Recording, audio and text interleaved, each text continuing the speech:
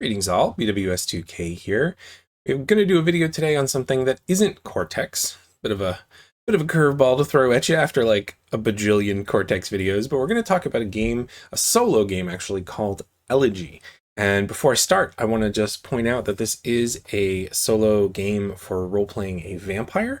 So in terms of content warning and all of those kinds of things that you think vampires might do, and what a world with vampires might look like and feel like, if that's something that might be a little bit spooky for you or whatever, feel free to go ahead and skip this video. But I wanted to do it for a couple reasons. First of all, in my research for the Cortex Lite video that I will be doing, I stumbled across it a few weeks ago and really enjoyed it and got pulled in. And then the developer, the creator, the writer, ended up coming up with a new version for a playtest, just like, let's see, today's Sunday. So yeah, it was like a week ago. So I've been kind of fooling around with the new version, which is actually quite different than the version I had found just a couple weeks ago. So I've made a few characters. I've done a little bit of journaling with it. We're going to walk through it. I wanted to review for a couple reasons. Not least of which was sometimes it helps me when I'm working on a project to set it aside and get distracted by something else entirely. And so this has been this has been a really nice distraction to pull my head out of Cortex land and allow me to sort of recalibrate and get a fresh perspective going. So we're going to walk through it. We're going to sort of cover, like we did with the previous Cortex Lite, just kind of walk through the PDF until a certain point, and then we'll make a character, and then we'll play a scene all together in this video. I am doing a couple things different in terms of the software, which you may or may not notice, and I do want to thank specifically Zesty Close Pickle 511 from Reddit, which I think might be a throwaway account, but that's okay. I was having issues, and you may have noticed it before, but when I have a lot of text on screen when I'm going through PDFs and things like that, it gets blurry in the video, and it's still happening, but not as bad. So hopefully you'll be able to read the text as it's on screen, because some of the fonts and things like that just weren't showing up correctly, and it wasn't the most common issue. And so they were able to help me out with that. So that's awesome. So, okay. So many thanks to Zesty Close Pickle. Also, I did the content warning, so we're good with that. So let's jump right into the PDF here. So it's called Elegy. And there's your creator right there, Mauro de Oliveira. I hope I'm pronouncing that right. And by the way, there is a Discord server, and it is fairly active. I don't know if we're at triple digits yet, but it is a fairly active Discord, and Mauro is active on it. So a nice little fledgling community, if we could use that term. Okay, so we've got our content chapters, and then we'd get right into our introduction. I'm not going to read everything, but like last time with Cortex Lite, I do have some things that I wanted to call out as being particularly interesting or noteworthy. So welcome to Elegy. Elegy is the word elegy means kind of like if you think of the word eulogy, which is like sort of a dirge slash something done in memory of slash something that is protracted over a long period of time to reference something. It's kind of this cool word that has some shades and nuances to it. And I should mention up front that this actually, the roots of Elegy are in Ironsworn, which is a fairly popular solo role-playing game. I played it for about 20 minutes, maybe 10 years ago, and I didn't play it. I was making a character. And then there was something in the character creation near the end where I was like, oh no, this is not at all what I'm looking for. Bye. And I never picked it up. So there's some influences here from Ironsworn. There's also a lot of influences, and you can see, I'm going to skip ahead a minute. You can see here in the inspiration, there's a lot of influences from the Vampire the Masquerade, Vampire the Requiem, Vampire the Masquerade Bloodlines, and then also, movies like Blade, Only Lovers Left Alive, What We Do in the Shadows, and that sort of thing. So there's a lot of influence going on here, and this isn't in a final state, but it is in a mostly playable state. But we're going to see typos. We're going to see some pieces of the mechanics that are probably going to change before the next version comes out. But definitely in a playable state and worth taking a look at. All right, so welcome to Elegy. I'm just going to read it. Elegy is a solitaire role-playing game, a solo RPG, where you play as a young vampire surviving in a big city. You seek renown among your peers, fight to remain human, and uncover the secrets of a dark and unfamiliar world. Through the connections you form with other characters and the missions you take on, whether for them or for yourself, you will give new meaning to your existence. You will create a character and a world for her to inhabit, and follow her story as you control her actions in the narrative you envision. When exploring, investigating, and interacting with the world, other characters, or elements beyond your control, you'll use dice to randomly shape and expand what happens around her. As your story unfolds, your vampire will evolve, and her skills and abilities will grow more potent and diverse. You can also record the narrative in any way that interests you, whether as a personal journal, short stories, or simply a list of bullet points or sticky notes. And then the other thing I have highlighted on this is you don't need to write more than you want to. So one of the things that really struck out to me when I was reading through this, and as I've been bouncing back and forth and using it, it's incredibly inclusive and accessible. By which I mean there is no right way to play the game. And you know, some people get really involved and they use Obsidian, I think is the website, that they'll do huge journals, or they'll get comp books and actually with pencil and paper write down their thing. And I loved that this line here was included. You don't need to write more than you want to. We're actually doing something more of a video format, short story format, and all of that is sort of validated explicitly. And I just really love that design. I love including that element in here to make sure that everybody understands this is about telling the story you want to tell. So tell it the way that you want to tell it. And it is possible to do this multiplayer. It's essentially, you can either do like a sort of traditional where you have a GM and players, or you can do co-op and you can kind of bounce back and forth, and that's really cool. You use 2d10s. The main mechanic is 2d10s. Occasionally you might need more dice than that in terms of like, you might have an extra d10, so you might need to re-roll or add a third one in. And then there are some lists where they're broken up into percentiles, so a d100, but again, if you have 2d10, you can make that happen, right? Okay. The setting, got my water here. And also, and I should mention here before we get too far into it, I am using a different software to edit the video. So there may be cuts here and there. It's not anything bad going on. I just, I have some breaks that I may need to take during the recording that hopefully you won't notice. But if you happen to notice that my mouse suddenly moves or my voice suddenly sounds different, it's because of using some new software where I can kind of go in and edit. Usually I do it all in one shot, and because of how long I want this to be, I may end up chopping it up a bit. Okay, so the setting. While Elegy is a game about monsters, it's also about passion, potence, and the creation of a new meaning for your existence. And then, of course, we read about the inspiration there. So some key points. You are a monster. You're a dangerous predator who depends on blood to survive. Your instincts are violent, and the hungrier you are, the harder they are to control. You are human. You still have emotions, ideals, desires, and regrets, and your experiences change you. You are inexperienced. Your unlife began only a few years ago. You are more powerful than most humans, but still weaker than most vampires. You are hiding. If mortals discover what you are, it may endanger not only your life, or should we say unlife, but the safety of other vampires too. Finally, you are cool. Your mortal fears and limitations are gone. Your supernatural abilities and the opportunity to remake your life give you a confidence and a drive you've never had before. You can rely on yourself in tough situations. And in fact, the most recent playthrough that I was doing, I just ended up going on this vibe of like a 90s afternoon teen action drama, sort of tropey, in the vein of like Highlander or Renegade, or like just all of those kind of campy shows who basically had this like one thing that they just revolved all their plots around. And I was talking to my wife about Thunder in Paradise as well, which is just like, well, they have a fancy boat, and then they use it for like 50 shows. or Highlander, well, he's an immortal with a sword, and then they get a billion episodes out of that, like wrapping everything around just this one core concept. It just, in the flow, that's what happened. And so I started writing it more like a script or a screenplay than a chronicle. So this kit, here's sort of the disclaimer. The first version of the playtest kit doesn't include everything I plan to add, like some abilities you can give to your character and setting options for featuring werewolves and other stuff, but most of the core content is here and likely won't change much. That said, everything is still subject to change. The current rules, these, although not 100% finished, are more true to what the experience is supposed to be like. They're also more fun.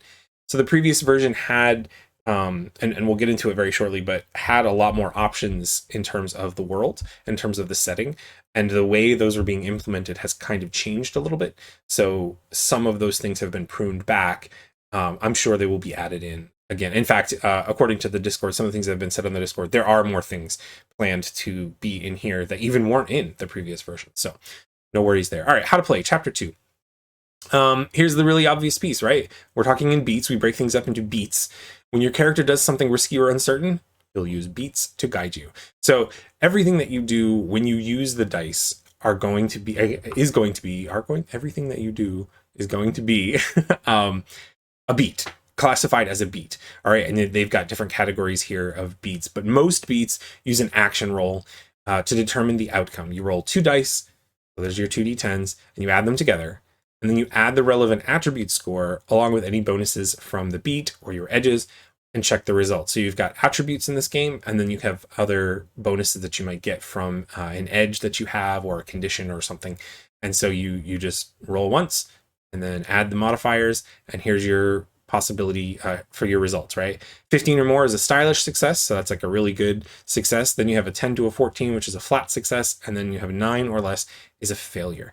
And then it's not mentioned on this page, I don't think, but it is mentioned in a beat, and it is a universal truth that if you roll matches, so if you roll 2 2s or 2 7s, then it is like an extreme version of whatever it is you did. So if you rolled 2 7s and you had a stylish success, it's a really stylish success. If you rolled 2 2s and you ended up failing, it's like a spectacular failure. So it kind of pushes it in that direction. If after thinking through the fiction, it's clear you're doing something that fits a beat, play it. If you're doing something safe and certain, it's probably not a beat. And then when in doubt, follow this rule. If you've played the same beat 3 times in a row, switch things up, make something happen. There was someone recently in the Cortex Discord who was talking about scenes and trying to get a handle on scenes, which is actually not the first time that conversation has ever happened. And it was this idea of how do you break what qualifies as a scene, and so to put it in here, although we use scenes in Elegy as well, what qualifies as a beat, what makes something a beat. And it's just this idea that if you're reading a story or you're watching a film and something is happening, it's kind of like 2 modes. Either something is happening or something is about to happen, right? Or something has just happened. It's kind of the 2 modes. And you don't need to have a beat for every single thing you do. It's that you use beats for the things that are meaningful to the story you're telling.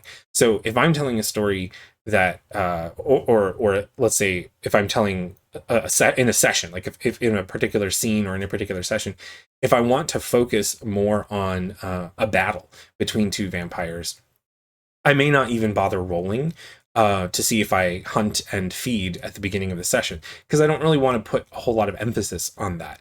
Whereas if I want to have a session that's more about surviving and self-discovery and that sort of thing, I might not, I might resolve fights and confrontations with a single roll, if that, because I'm trying to focus on other things. So you get to define what gets called out as a beat. And what you sort of use to determine that is the fiction. So the story that you're telling, and that kind of wraps around and lets you know when to put things to a roll. Got a nice little flowchart here, but it's essentially the same as this action roll piece. Playing beats in a group, zooming in and out, those are multiplayer kinds of things. And then just this idea of focus and flow, which is, again, sort of where you want the action to be accented and how you want your stuff to flow. So starts to get into your character sheet. There's all these different stats here, and then some explanation before we get into making the sheet. So attributes, your 4 attributes are body, mind, charm, and soul. And the way you write them on your sheet is +1, 0, or -1. So 2 of them are going to be zeros, 1 of them is going to be a +1, 1 of them is going to be a -1. And that's just what thing are you better with, and then what thing are you not so great with, and then what 2 things are you neutral with. So body measures your physical strength and resistance, agility, and coordination. You mainly use it to fight enemies, overcome physical challenges, and resist physical harm. Mind measures your intelligence, sharpness, and resolve. You mainly use it to gather or apply knowledge, investigate places or people, and resist despair and horror. Charm represents your charisma, composure, and persuasiveness. You mainly use it to influence others and hide your true nature from mortals. And then soul represents your empathy and humaneness. You mainly use it to resist your impulses and to interact with mortals in certain situations. So that's kind of your core attributes. Now you've got Rush. Rush represents your inertia and confidence, which is to say how well things are flowing for you right now. If your rush is ever negative, it works against you. You must re-roll any die that scores lower than the digit of your current rush, disregarding the minus. So that piece is almost certainly going to change. There was recently a conversation about how having a negative rush actually isn't as negative as it appears to be at first. But the idea is rush is sort of your, it's not exactly meta currency, but it is a similar concept. It's to represent your, shall we say, adrenaline, both literal and or metaphorical, in the story or in the scene. And so it goes up when things are going well, and you can eventually use it to replace a dice roll or a single die roll. Okay, and then here are your sort of conditions. You have wounds, you have dread, you have hunger, and you have notoriety. Notoriety, of course, is being bad because in this version, I don't think they call it the facade, but in the previous version, it was called the facade. This idea of the masquerade, right, from the vampire games. You can't let humans know that vampires exist because then things would become really problematic. And then you've got blood on your hands, which is kind of sort of a guilt that your character can feel. It's kind of its own thing. And then you see that the wounds can be decaying, mutilated, or scarred. Your dread can be in shock, tormented, or traumatized. Hunger can be starving, enraged, and changed. Notoriety can be stalked, wanted, and branded. And then the blood on your hands, you can become detached, you can become penitent, and then you can become cold-blooded. And these are, in Cortex terms, these would be like complications that sort of step up, and they almost become signature complications if you're not careful. Experience you earn by completing progress tracks, which we'll talk about in a second. And the way you mark it on your sheet is by filling in sides of a diamond. So 4 sides to a diamond. And there's 3 experience tracks. There's Renown, Humanity, and Discovery. Then we have edges. Edges represent your particular characteristics, special abilities, and assets. In terms of gameplay, they allow you to perform things that you couldn't otherwise and give you or give you bonuses in certain situations. So you gain the first one, which is your starting skill, automatically when you acquire an edge. And show you what they look like. Well, we're going to see what they look like here. But basically, each edge has the starting skill, and then it has 2 basic skills, and then it has 2 advanced skills. So as soon as you buy the edge, you only have the starting skill. And then when you upgrade it, you choose which of the 2 basic skills to upgrade. Then when you upgrade it again, you upgrade the other basic skill. And then when you upgrade it so you buy it, upgrade it, and then when you upgrade it the 3rd time, which would be the 4th sort of XP you're spending on it, then that's when you get access to, you can unlock one of the 2 advanced skills. And so there's a bit of a free-form nature to it, but also there is an order of things. And of course, they get more powerful and more useful as you go along the edges. And those can be broken up into power edges, aspect edges, deed edges, cursed or curse edges, and lackey edges. Always consider, here's something always worth calling out, when you're spending XP to upgrade any of these things. Oh, here comes my first cut. All right, and we're back. So as I was saying, when it comes to when you make your upgrades, which is really kind of good in any game that you happen to be playing, you always kind of want to wrap the narrative around it and use narrative justification as well. You learned a new skill. How did you learn a new skill? It's a good question to ask when you do something, is to ask why or how, and kind of fill it in, flesh it out a little bit. It's not just a wake up and magically you have this new thing. Right. They do call out some equipment here. These are things that might impact the narrative or provide texture to your character's background. However, they don't offer mechanical bonuses unless they're represented by an edge. So there is an edge called Pilot, and it is about, I think the first line is, you have a cool car. And it's just kind of has to do with that. So in your possessions or in your I think the field is called possessions. You would list that you have I did a motorcycle for my cool character, my cool pilot. But there isn't any mechanical benefit to having things, though, of course, with the narrative emphasis and the roleplay emphasis, listing equipment and possessions that your character has is always helpful, because it can help answer questions with oracles. It can help lead to the next beat or the next scene, right? And then, of course, in Elegy, you may always assume you have enough money to pay for transportation, club entries, and other trivial services. Vampires don't need money. They're they're vampires. So they have enough to take care of themselves. And unless it's particularly egregious, it wouldn't really affect anything. Oops, it wouldn't really affect anything in the game. Listing of the sheets. Now, progress tracks. So progress tracks are kind of cool. And they are essentially how you accomplish things, how you succeed at tasks. You have 3 different types. You have mission, connection, and combat. And you have these progress tracks, and they have different ranks. And so depending on the rank something has, when you mark progress for that thing, you will fill the box that certain amount. So if you have a rank 5 mission, okay, so this would be like a super, super difficult mission, monumental objective that could alter history, right? When you progress, when a beat tells you to progress, or when you have gotten to a point where you have made progress in that goal, then you would mark just 1 slash. And you fill up a box with 1 slash, 2 slash, 3 slash, 4 slash. So progress for a rank 5 would just be 1 slash.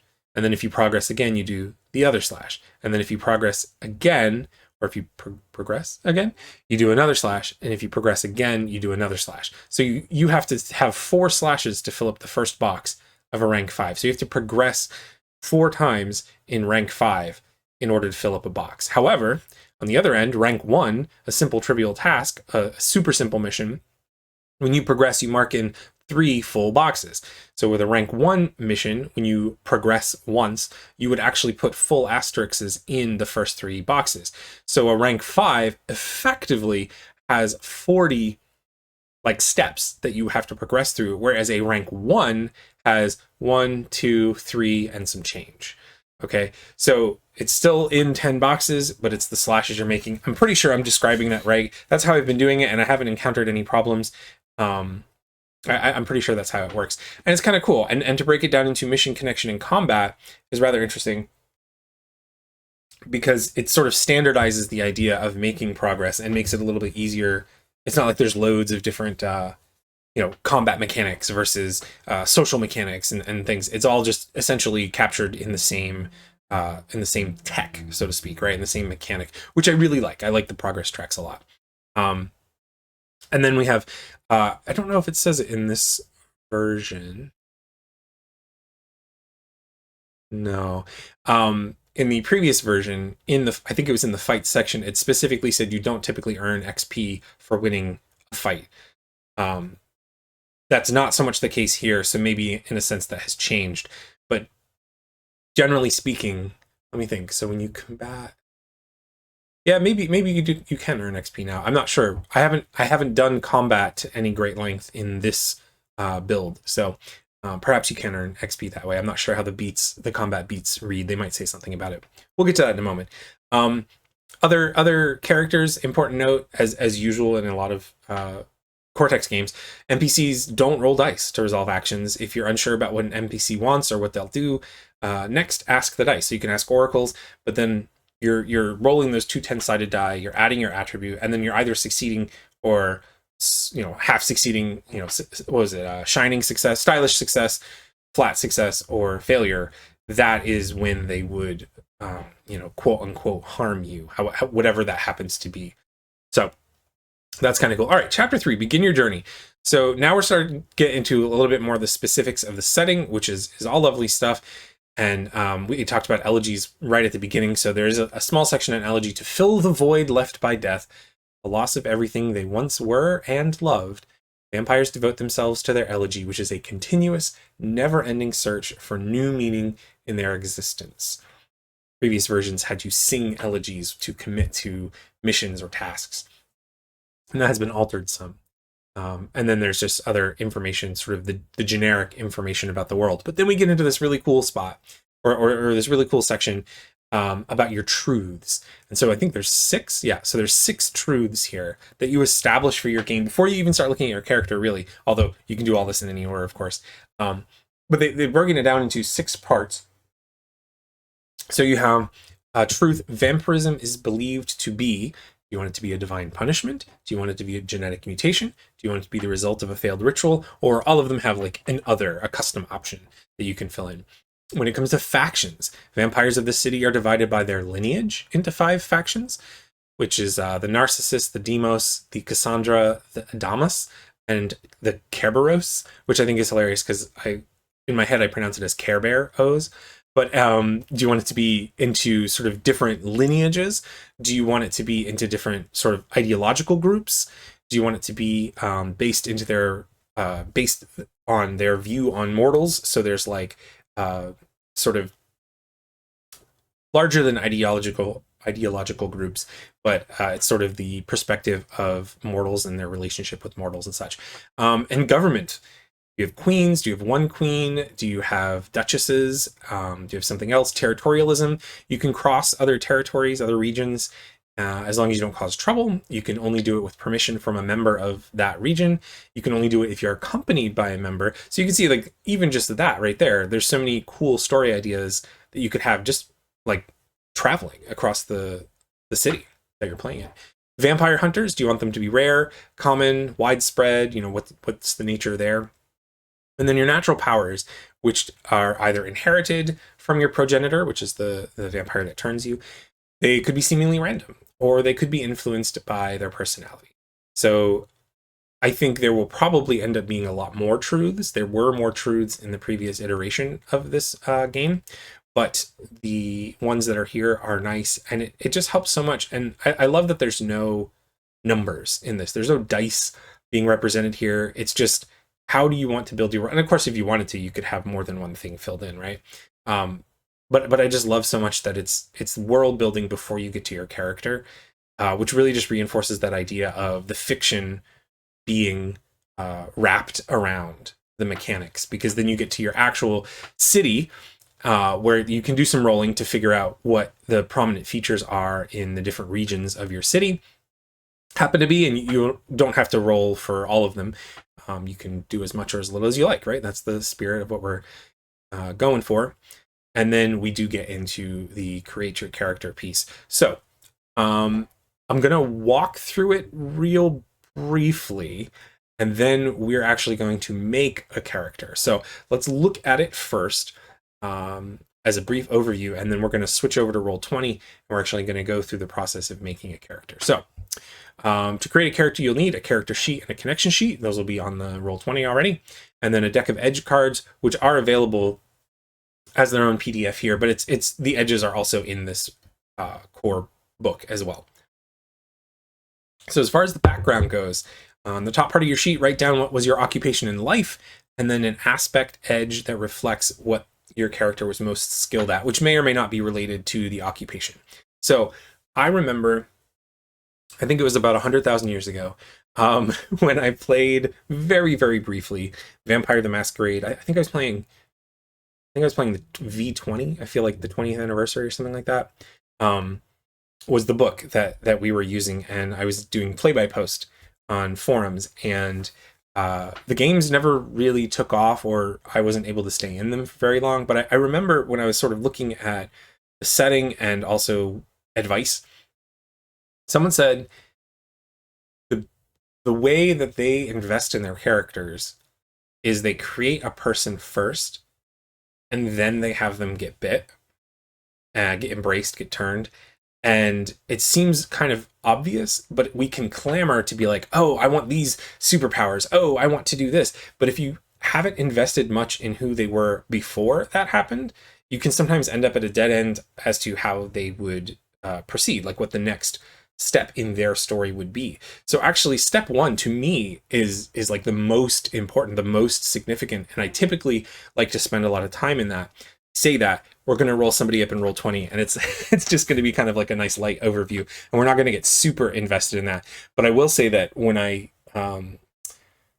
spent the time earlier this week giving a playthrough, my first playthrough, I really spent several hours in the background and in the building the city stage, just kind of like really taking my time to absorb the atmosphere and kind of figure out what kind of stories would happen in this setting, and then what kind of stories would feature somebody in this sort of mundane role, and then how do they respond to being turned, right? So it's a really important piece. Don't skip over it. Don't skimp on it, or do whatever. It's your game. It's your story. Write as little or as much as you want, right? Okay. Step 2: your character died a few years ago. Decide who turned her and how it happened. And of course, you can always choose to enter this stuff, but then there's some D10 tables, or a D10 and a D100 table, but about who were they to you. So the person that turned you, your progenitor, who were they to you? What was their relationship to you? And then what was their motivation when they turned you, right? And then you do a little bit about your progenitor. And then if you want to do a curse edge, now is the time to do so. So in the section where it lists the different factions a little bit more, with a little bit more detail, it gives their main value, their other values, and it also gives like their typical powers and example of the curse. So if you're playing with lineage, I typically do, when you're playing with the lineages, there's kind of like suggestions as to what curse best fits them. So that would be a great time to do it. Or if you just want to do one of the other curses. And then survival. So this is like, how has your character survived since then? So you're picking 2 more edges. You're picking a power edge and you're picking an aspect edge. And then you start to talk and think about your home, which again relates to the region that you're playing in. And then you have your attributes that you assign out. And then you start kind of doing the freeform, the identity thing in terms of what do they look like? What is the impression they give? The name. And there are oracles for a lot of this stuff that you can use for inspiration. We'll take a look at. Connections. So connections are really important. And you have 2. You start with one with your progenitor, and then you pick another one. And the other one can be with a mortal or a vampire. And you pick one of them is going to be, let's see, where does it say? If the relationship is emotional, mark 1 dot in affection. So next to them is a little like bubbles that you can fill in. And if it's more professional, mark 1 in the main expertise and define their area of expertise. And then, so whatever you do for the progenitor, if you choose affection, then your other connection is going to be the main expertise. So one is professional, one is affectional, personal, emotional, right? And how you play that off is up to you. And I was actually thinking about this earlier. Typically, I think of like your progenitor, like the rank for that relationship, that rank for that person would be like higher. But I wondered how would it go? How would the story go if your progenitor was actually also not much older than you? How would that work? What would the vibe be for a story like that? And what if it was, the opposite? What if you had a relationship with a mortal, but the mortal was really old, or maybe you've known them for 50 years or something, so you can bump up the rank a little bit more. But all it means in terms of your ranks is when you are doing something to sort of fulfill a mission for them, or something to that effect, you are increasing sort of your progress at a deeper level of relationship. So I don't know that I would want to play with a mortal who was like 50 years old that I have known for 50 years, only because it feels weird to be like, hey, we've known each other for 50 years, but what do you think about becoming my good friend, right? Like, wouldn't that have already happened in the past? I don't know, maybe. But suffice to say, you could tweak all of that stuff to your liking. But the main core piece of this is you have 2 connections. One of them is your progenitor, and then of those 2 relationships, one of them is more affection, and one of them more is a main expertise, a professional relationship. And you rate them. And then your finishing touches is just some mechanical stuff. And then it gets into your first mission, which we will also do, talking about basically you can use the oracles, which is what I do, right? I love those tables. We'll use the oracles and kind of come up with an inaugural mission, but we'll keep it tight, keep it focused, and keep it doable. And you see what makes a good first mission. Make it personal, make it unavoidable, add urgency, raise the stakes, and keep the scope tight. In fact, I'm pretty sure somewhere, yeah, there it is. Write down the mission and assign it a rank. So they really only suggest 2 ranks for the mission. So the rank 1 is the one that we could finish in like 3 and a square, like 3 beats, not 3 beats, 3 progress steps, so to speak. And rank 2 is just slightly longer. So they're not suggesting that your first mission should be one of those things that could alter history, right? Rank 5. Okay, great. Love to play this game. All right. Our first mission is to eradicate werewolves or something like, okay, whoa, step back. That's an overarching goal, right? And then, yeah, next steps, and then it gets right into the beats. So we're going to swap over to Roll20, and let's see if I can do this properly. Roll20, okay, and then I come over here, Roll20. All right, so we have thanked Zesty Close, and we have given a content warning. These notes about starting each night with slumber is, I feel like something I'm working on is this idea of a schedule. and with all of the beats, and you'll see them. Actually, I can show them to you briefly. This document, it may not be accurate. I did this document, and then there was an update to this version of the document. So see the blood in your hands wasn't on it. But these are all the different beats. I'll zoom in. All the different things you can do. And these are just the quick descriptions. There's like a whole section on it in the book of what mechanics go and take place. So like when you wake up, for instance, you slumber. When you sleep through the day in a safe place. So it feels like the first start of every session would be to roll to do the slumber beat, right? And then you're probably hungry. So you're going to hunt, which is when you quickly look for food to drink. And then when you find somebody and you're going to drink from them, that's going to be the feed beat. So you can see how things are broken down. And it feels like in my mind, I want it to be like a standardized schedule. With obviously with room for like committing to missions and stuff, but in my mind there's like a loop that I want to kind of like nail down and you can also see I filled in information about the city. I went ahead and did that. I used a real city map, altered it a little bit, and then broke it into 5 regions because we're using lineages. Here are the truths, which were vampirism is a genetic mutation. Vampires of the city are divided by their lineage into 5 factions. They are, the governance of them is divided among queens, so each faction has its own domain led by its own queen who has full authority in that domain. Then you have, can you transit, feed, and slumber in other factions, as long as you don't cause trouble. And then I made a note, wardens. I want to have like a warden class who are like kind of like the police, the authorities, who will patrol the city, who kind of have a carte blanche to travel and transit and just keep the peace among vampire kind. And then vampire hunters are rare.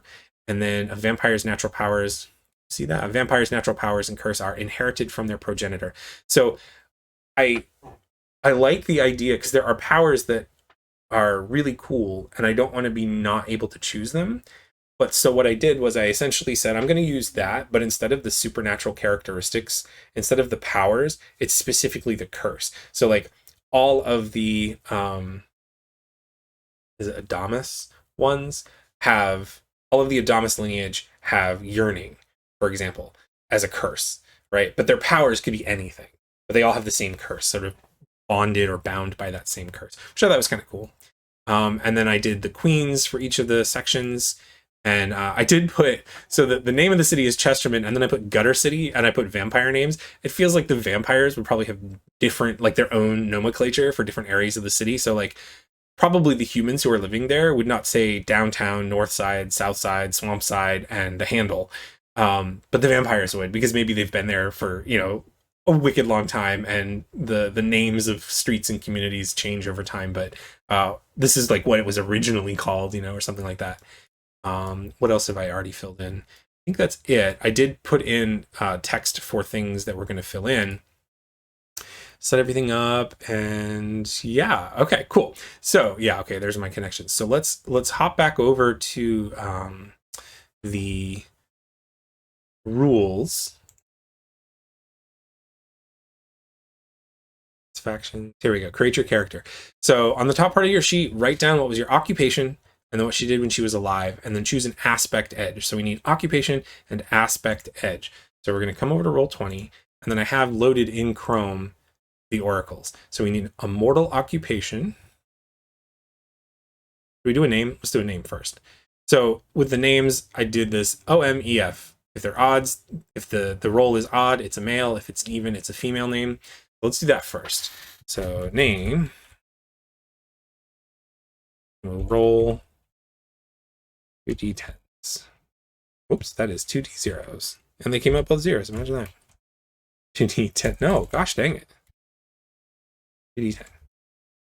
All right, a 1 and a 10. So that's really a 1 and a 0. So that is a 10, which is even. So female. Female name 10, Aria. Okay. Nope. Come on.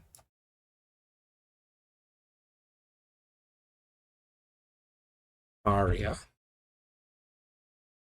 Now we're going to look for their mortal occupation, which is one of these tables. There we go. Mortal occupation.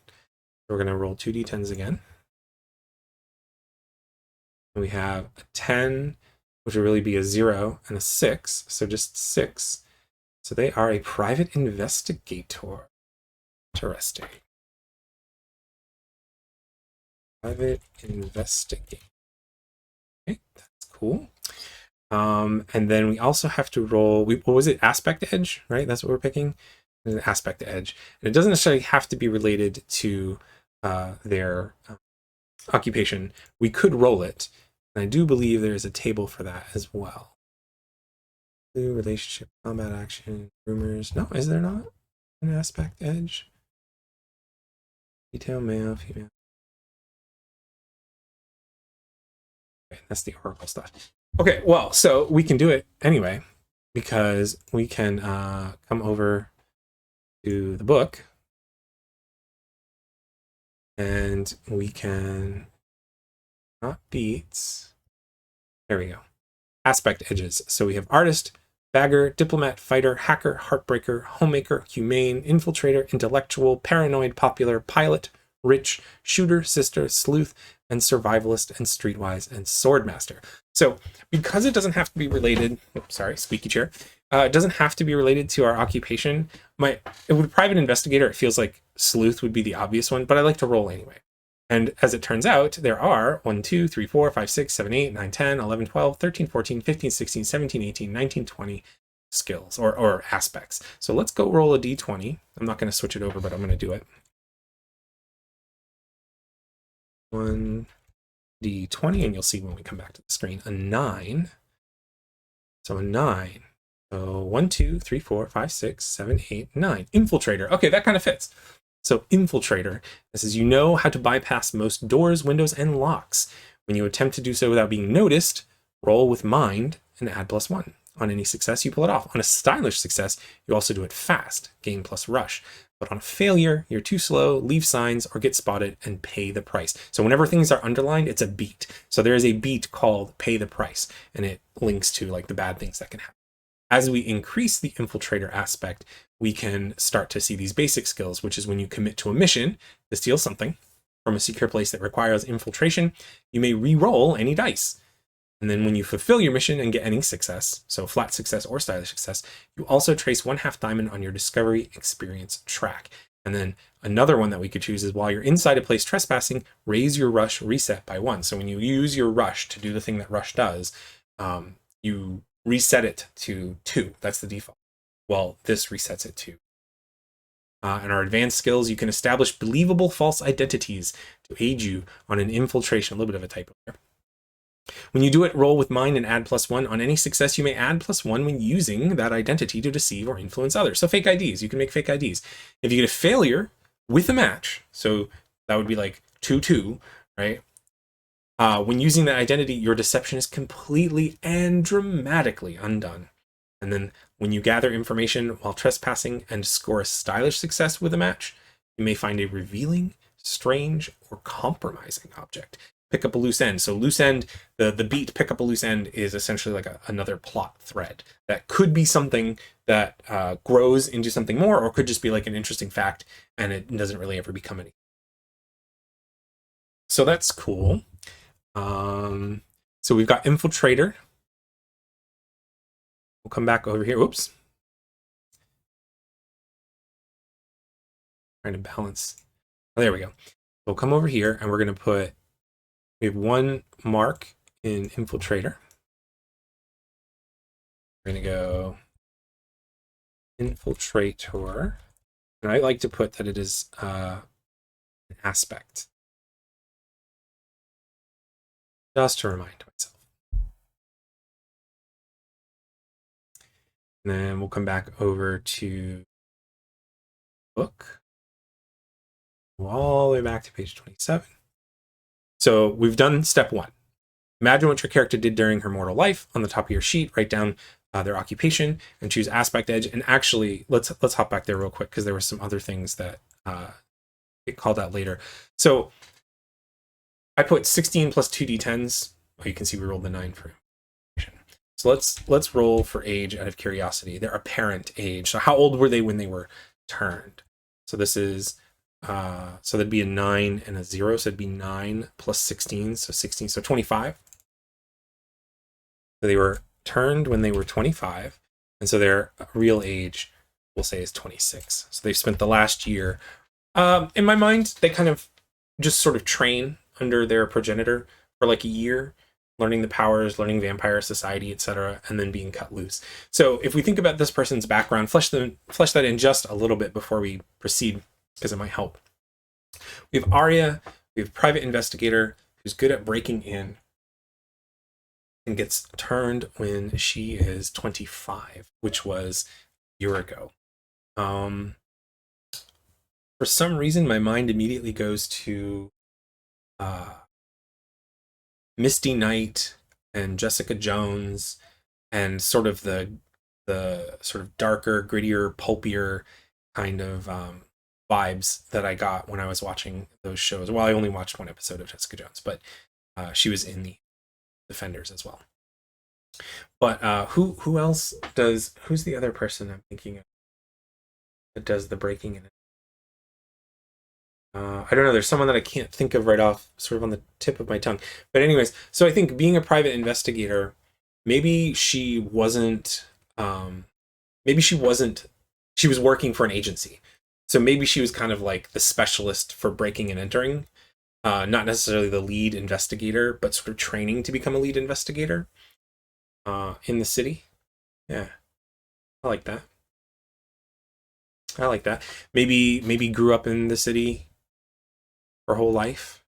Let's take a look at the city map for inspiration. Where do you think she grew up? This is like the big, probably in the downtown area, right? That's where it's like most populous. Yeah, I think she probably grew up there. So, and then she got turned. So, let's move on to the next step, which is her turning. Your character died a few years ago. Decide who turned her and how it happened. You may use the following tables as inspiration. Roll on them, choose an option, or create these informations freely. So there's a little bit of typo there too. So we're going to roll two. We're going to roll a d10, and we're going to roll a d100. So let me pop over there and do that real quick. So roll 1d10, and then 1d100. Wait, it can just be 2d10s, right? No, we'll stick with the d100. That's what it says in the table. So we end up with a 3 and an 89. So this was a service provider. It used to be their client. They may have been a plumber, therapist, doctor, waiter, etc. Okay, service provider. And what was the other number? 89. So they believed you'd have a better existence in undeath and proposed turning you. Okay. Interesting. All right, so they were a service provider. I don't think there's a... Yeah, we'll do it right here. We'll say they were a service provider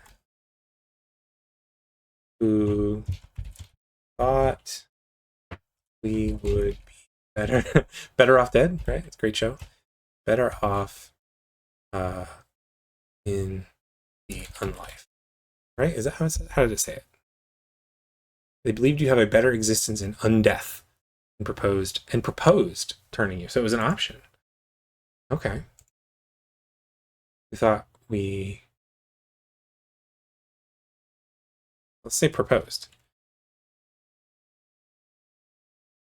Who proposed turning us, turning Arya.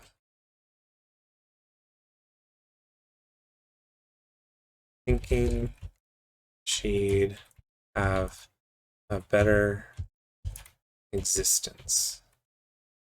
Existence with an E?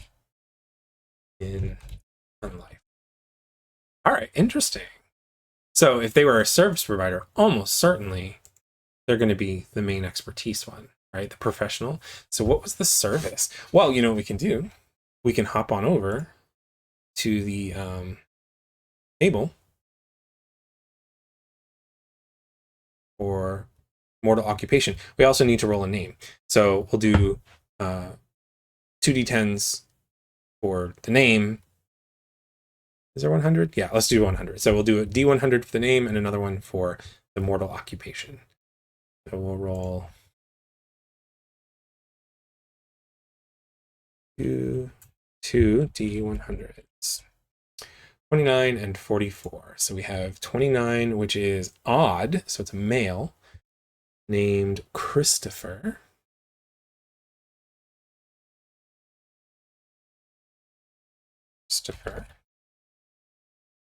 And what was the other number? 44.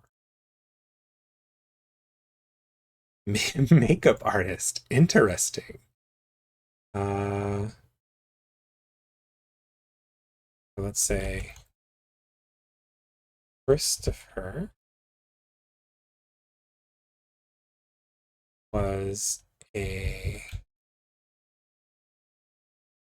makeup artist. So this says to me, like, do we think disguises? Is that how they knew each other? Mm-hmm. Makeup artist. Interesting. Okay. So we know who turned her, and we know why. We can fill that in. It is Christopher.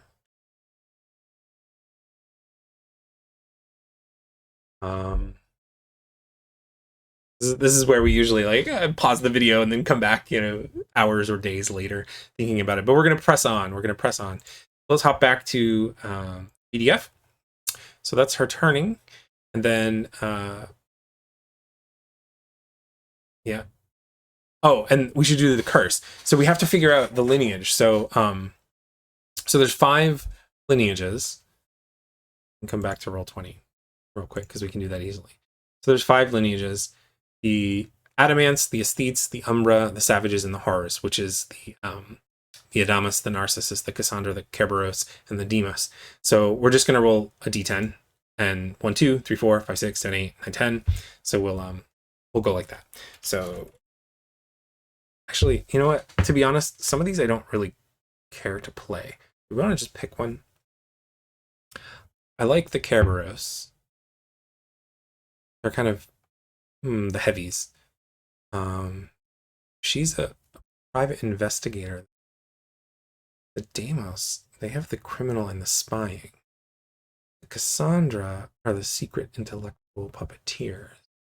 They value spying. They value secret. Maybe we just want to go Cassandra. We just want to go with Cassandra.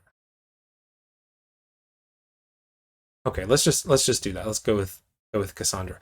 So if we go back over to book, we can go forward. Let's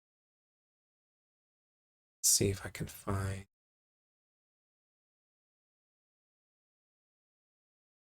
Here we go. So the Cassandra suggested curse: light abhorrent or no reflection. Light abhorrent or no reflection. So that is no wait, it's this way.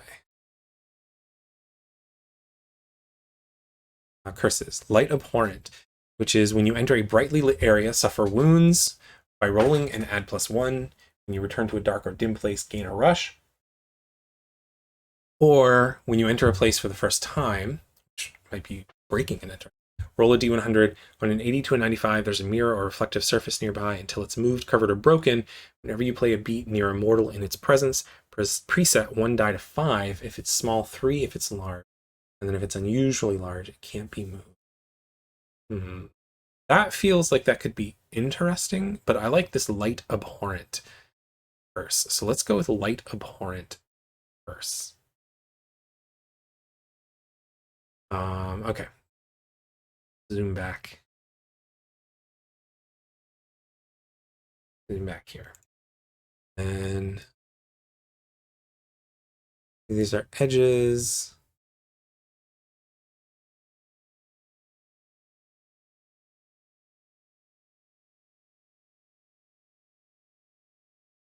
Light abhorrent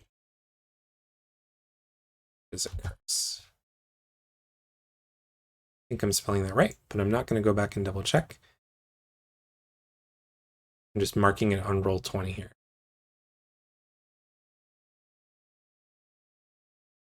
Okay, so back on the book, so we've done this section here. So now we have her survival. Think about how your character has survived since her turning. So we pick an aspect edge that reflects her means of survival. we pick a power edge. So now we can pick any powers that we want. Although if we pick the Daywalker curse, it actually says in that curse you don't get powers, you get another aspect edge. And then on the top part of your sheet, write down what's in her home. So we need an aspect, we need a power, and then the home. So let's go to section on aspects. So artist, bagger, diplomat, fighter, hacker, heartbreaker, homemaker, humane, infiltrator we already have, intellectual, paranoid, popular, pilot, rich, shooter, sister, sleuth, survivalist, streetwise, and swordmaster. I like the idea of having a sword. I'm not gonna lie. I like the idea of like having some sort of short sword. It's just cool to me. But sleuth does feel like one that's appropriate. So I think maybe rather than roll, we'll just pick that.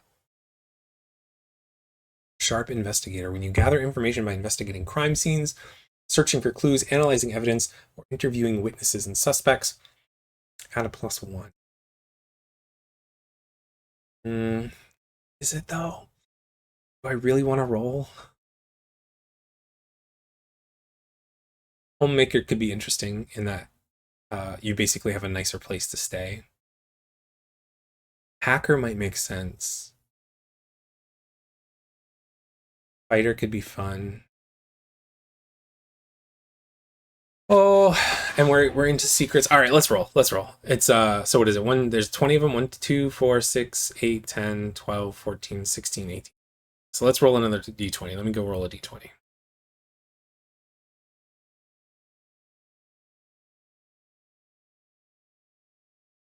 4. What is 4? Artist, bagger, fighter. Oh, fighter. Okay. So we have the fighter aspect. When you play a beat to grab, stun, disarm, or punch an enemy or victim, add +1 to your roll. So this is unarmed combat. Okay, I dig that. I dig that. So let's come over here and throw in fighter, which is an aspect.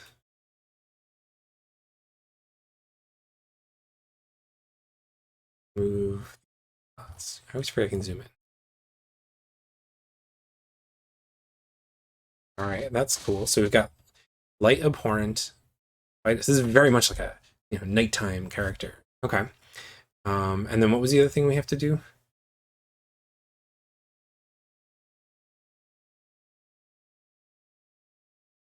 Aspect. Oh, power, and then the home. All right. So powers. We come back over to roll 20. I think there is a vampire powers. Yeah, vampire power right there. So we'll roll a D100 there and see what it gets. Even though, again, it'd be cool to pick one, I think we got to go with the D100. So roll 1D100. We got a 42, which is haunting, which is the ability to immerse others in terror. Interesting. What is the entry? What's the full entry? Haunting. Is it like our appearance? Our haunting. You can immerse others in horror. You can make someone hallucinate about their fears for a few minutes. When you do roll with mind, add a +2 and suffer hunger, right? Suffer hunger because when you use your power, you use up the blood that you have. On a stylish success, pick both. On a flat success, pick one. And on a failure, you're interrupted, or you make it worse. So you can have the reaction reveal something about them, which is to ask the oracle and add 1 to the next beat you play against them, and if you get a stylish success, you can pick both. Their reaction creates an opportunity to gain 1. Basic skills: you can invoke a wisp of faint light that lures and mindlessly, I think it's supposed to be mindlessly, guides a mortal to any nearby place of your choosing. You can take others from afar, paralyzing them. Choke others from afar, paralyzing them. You do the above and get any success, you may gain nutrition. Ooh, you can like feed remotely. Interesting. Best in the dreams of mortal. Oh, okay, cool. Very cool power. Love it. Love it. All right, haunting. Let's put that on roll 20.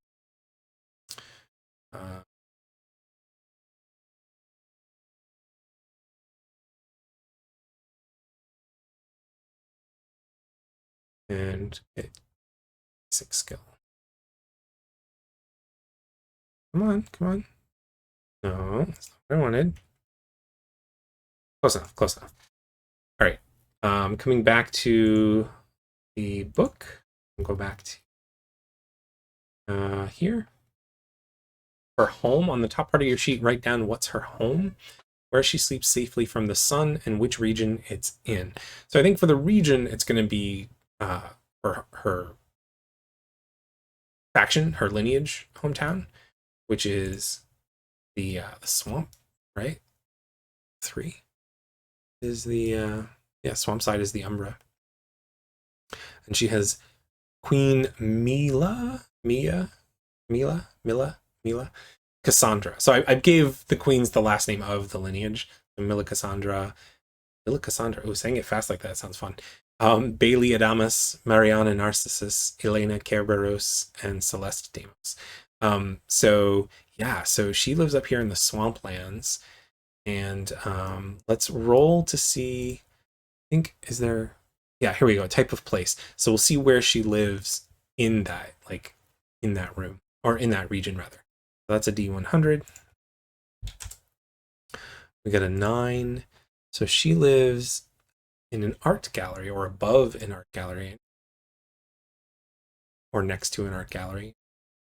So art gallery, do you capitalize it? Art gallery in swamplands.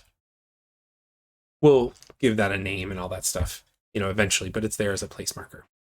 All right. So then if we swap back again, step 4 is the attributes. So which one's going to get the pluses and the minuses? I feel like if she's sneaky, it seems to be the mind, but of course the body, she's got that fighting. Probably not, however, soul and charm, and maybe charm is not the one that she's good at. So we'll just hop over here real quick. Put body at 0, mind at +1, charm at -1, and soul at 0. All right, not worth pulling you over. So we've done that. Now we have to do the looks and the vibe and the possessions and the name. So the possessions, what do we think she has? So obviously she has to have like some kind of like brown trench coat, right? like spy gear. Oh, she needs like a toolkit, like lockpicks and things like that. And so her looks and vibe, gosh, yeah, I keep going back to Misty Knight from the is it Luke Cage? Yeah, Luke Cage show / Defenders.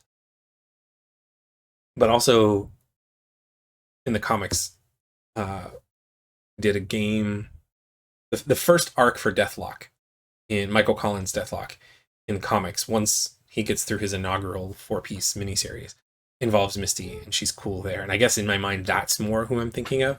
So I'll pull up a picture and squeaky chair. I'll pull up a picture and we'll kind of capture that vibe later on. So now we deal with connections. So you begin the game with 2 connections. We talked about that. And I think the question here is, because I think our progenitor is going to be the main expertise, right? And so is there a table for main expertise? Is there a table for occupation? Connection expertise. So we can roll a d20 there, although it almost feels like disguise would be the obvious one, right? Self-defense could work. Lockpicking could work. Well, let's roll. Wait, why did they turn? They just thought that they would have a better existence in life. Okay. Well, let's see what that translates to. 83 is tracking. Interesting. So I'm going to take this dot, I'm going to put it in main expertise, and then say tracking. So the makeup artist is obviously their cover identity. But now we have affection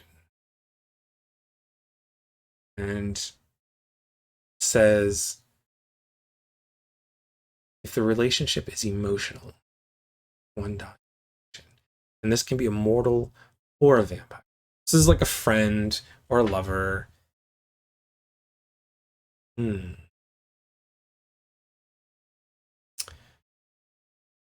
Well, maybe it's another vampire. I like to have mortal friends. Maybe it's one of her partners that worked at the agency with her. Yeah. Okay, let's do it like that. So let's roll for the name. That is an even name, so it is a female name, and it is female name 16, which is Bruna. This is like best pal Bruna.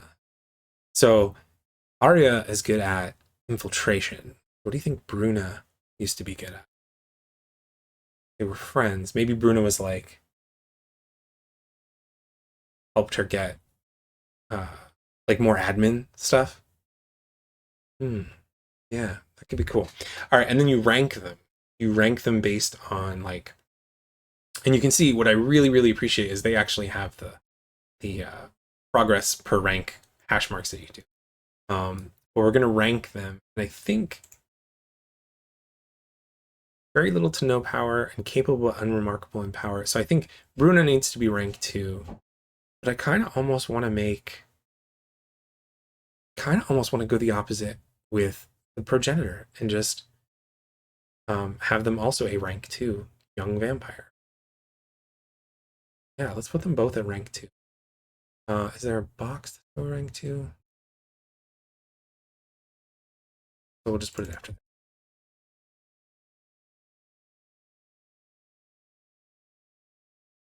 So whenever I complete a mission or something for them, I'm actually going to fill in 2 stars, 2 asterisks. So there is essentially only 5 quote unquote boxes because we're filling them in 2 at a time to bond with these people. Interesting. Okay. Very good. So we did that. Now we do the setup here for this stuff, which I've already done. Now we have to envision our first mission. So it says, come up with your character's first mission. This is their first mission in this story, right? Not necessarily in their own death. It might be assigned by a connection, or it may be something that they want to pursue on their own. You can draw inspiration from your truths, or ask the Oracle for a rumor or a character goal. If you already have a mission in mind, feel free to skip ahead. Otherwise, use the world and character details you've created to spark ideas. So I'm making this up at the moment, but what if the idea that each lineage has queens and they each rule their own domain? So what if basically when you turn somebody, you are responsible for them for the first year, and it's a year where they're essentially shadowing you. So Arya has been shadowing Christopher, learning vampire unlife and skills that may help her. So maybe she's honing her fighting skills and sort of learning how all of that works. And then after a full year of that, the queen gives them a mission. So Mila is giving her sort of her first mission, her first inaugural task, right? And given that she is a private investigator background and good at infiltrating, this feels like this is either going to be investigate and they're so like the Umbra are like really into spying and secrets. It makes me think that either it's find out information about someone or break into some place and get something. So what makes the most sense there? So I feel like it's a miniature heist, but it's not like super deep into enemy territory kind of a thing. So I think some kind of heist. But it says roll on the actions and themes, oracles, character goal oracle, or on the rumor oracle. And if we skip ahead to those pages, this is just more of the oracle stuff. But you can see that there's character goals, and there are themes, descriptors. Where's the type of place, location, quirks, regions known for, values, relationships, clues. So I think I think we want a heist, and we're going to form a heist from this, from who is involved and what's going on. Yeah, let's do that. So let's roll 2d100, specifically thinking about that pair of tables. A 38 and a 99. So those tables are on this too. So 38 is young or obscure vampire. And what was it, 99? A young or obscure vampire was sighted after being presumed dead. Ooh. We need to like steal something or do some kind of heist. Do we free the vampire? It's young or obscure. Young or obscure. Young or obscure vampire was sighted after being presumed dead. So let's come over here. And then I'm going to put young or obscure vampire has been, what was it? Has been sighted after being presumed dead? Was sighted after being presumed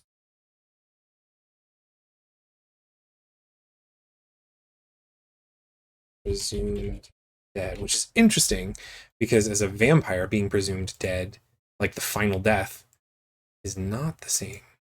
But it is a young or obscure vampire. Does feel like they want to go into the obscure because they do spy stuff, right? We want this to kind of be like a heist. Oh, and it's going to be a simple or minor task, so it's going to be just the rank 1.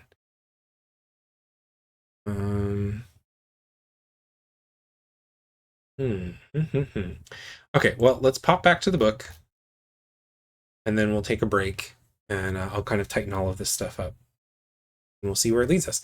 All right, so what we would do now is, now that we've got a bit of a handle, then we start to flesh it out, and then set the scene. And they give 2 options, right? We can start with a prologue, which is probably how I'll do it, kind of describe going about the night, sort of the anniversary, 1-year anniversary, and then being contacted by the queen, or being given, maybe it'll be more like a ritual. Maybe it'll be like a commission, so to speak. Something to be celebrated. Cool. And then we play the beat. There is a beat called Commit to a Mission. And you start getting into the beats, and you start actually doing the thing. So I'm gonna do a break here in the video and come back once all of that stuff makes a little bit more sense. All right, we're back. So we're gonna read this little crawl here and get our first night of Elegy underway. So we have now, after a year of training and adapting to life as an Umbran vampire, Arya is tasked by Queen Mia Cassandra and to aid the proprietor of the exotic art gallery Nocturnal in her inaugural task. Her reward will be permission to inhabit the small loft apartment above the main building. In some traditions, this momentous occasion would be cause for celebration, but not in the Umbran swamplands of Gutter City. Here, Christopher delivers a letter to Arya from the Queen, and then all observe from afar. Bruna, a mortal woman who somehow fits better into Umbran society than in her own, has heard sighting of the legendary Vlad the photographer. He was thought dead over a decade ago, and his photos of sunsets across the world were prized by vampires the world over. Such a patron would put Nocturnal on the proverbial map as a place for viewing exquisite art, if the sighting is confirmed. Arya must track down Vlad and bring back one of his works in progress to be assessed by keen eyes for its authenticity. So the idea here is kind of a Hogwarts-esque situation. She gets a letter from the Queen. This is Arya's first official task. She'll be allowed to leave the swamplands for the first time in a year since she's been a vampire. And her first mission is to find proof that Vlad the photographer is alive, if it's really him. But either way, the proof is grabbing one of the pieces in progress, or grabbing some photos that he has taken recently and bringing them back for review, right? So it's not up to her to find out if he's real or not and so on. It's just to get in, to use her skills, right? Break in, lift some kind of a piece of equipment or not piece of equipment, but a piece of artwork, some photographs or some negatives, and then bring those back to the Queen Mia. All right, and then we'll pop over to our character sheet. There are some changes. I said somehow it reminded me of Misty Knight from the Deathlock comics, which the artist's last name was Cowan, I think, which is from the 90s. And I pulled together this right here and then this right here from a couple 3 panels there. Nice triptych. I don't know. There's just something about that comic, or Misty as she's represented in that comic, that just feels like so smooth. And I wrote 90s Cowan, Misty Knight, smoother now in unlife than ever before. And of course, at home in the dark. So her possessions would be her lockpick kit, comfortable dark clothes, and of course shades, right? Gotta have shades with that light abhorrent curse. What else? Did I change anything else? The mission here, after a year of confines and training, she's been allowed to retrieve the rare artwork or whatnot. But of course, it could turn out to be a hoax. So we'll let the Oracle kind of determine that. I did move some things around on the page as well, because I put the cards for the edges over here that we can refer to if we need to.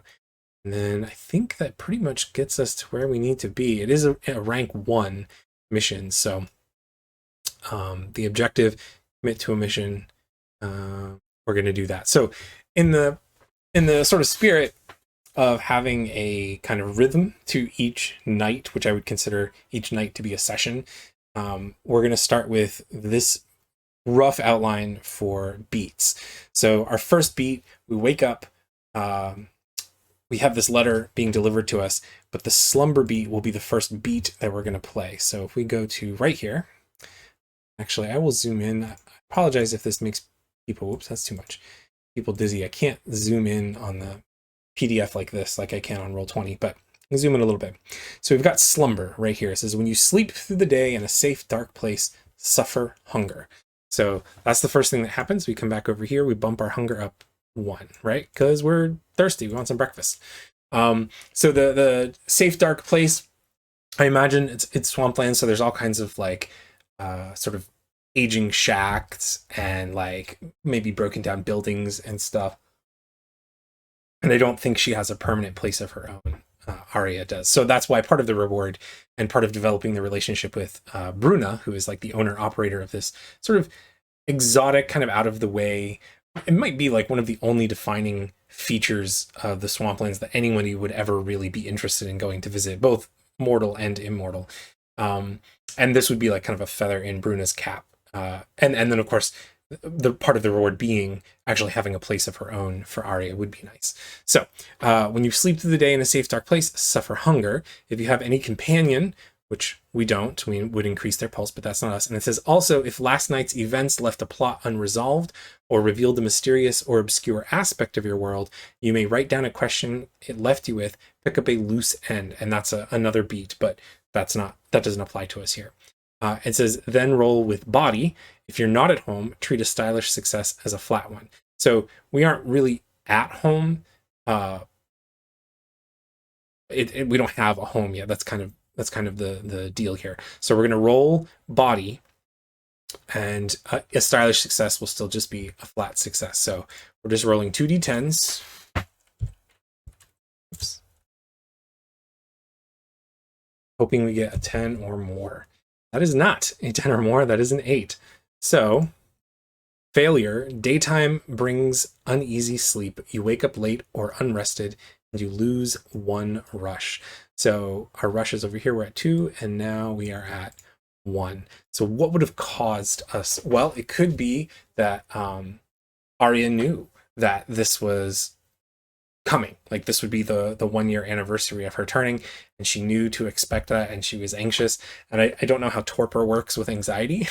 But we can say that it was a rough night, not particularly comfortable, and as we just said, probably isn't typically a comfortable sleep for her anyway, because it's not her own place. She's kind of sleeping wherever. So that sort of tracks. So she kind of wakes up groggy and on edge.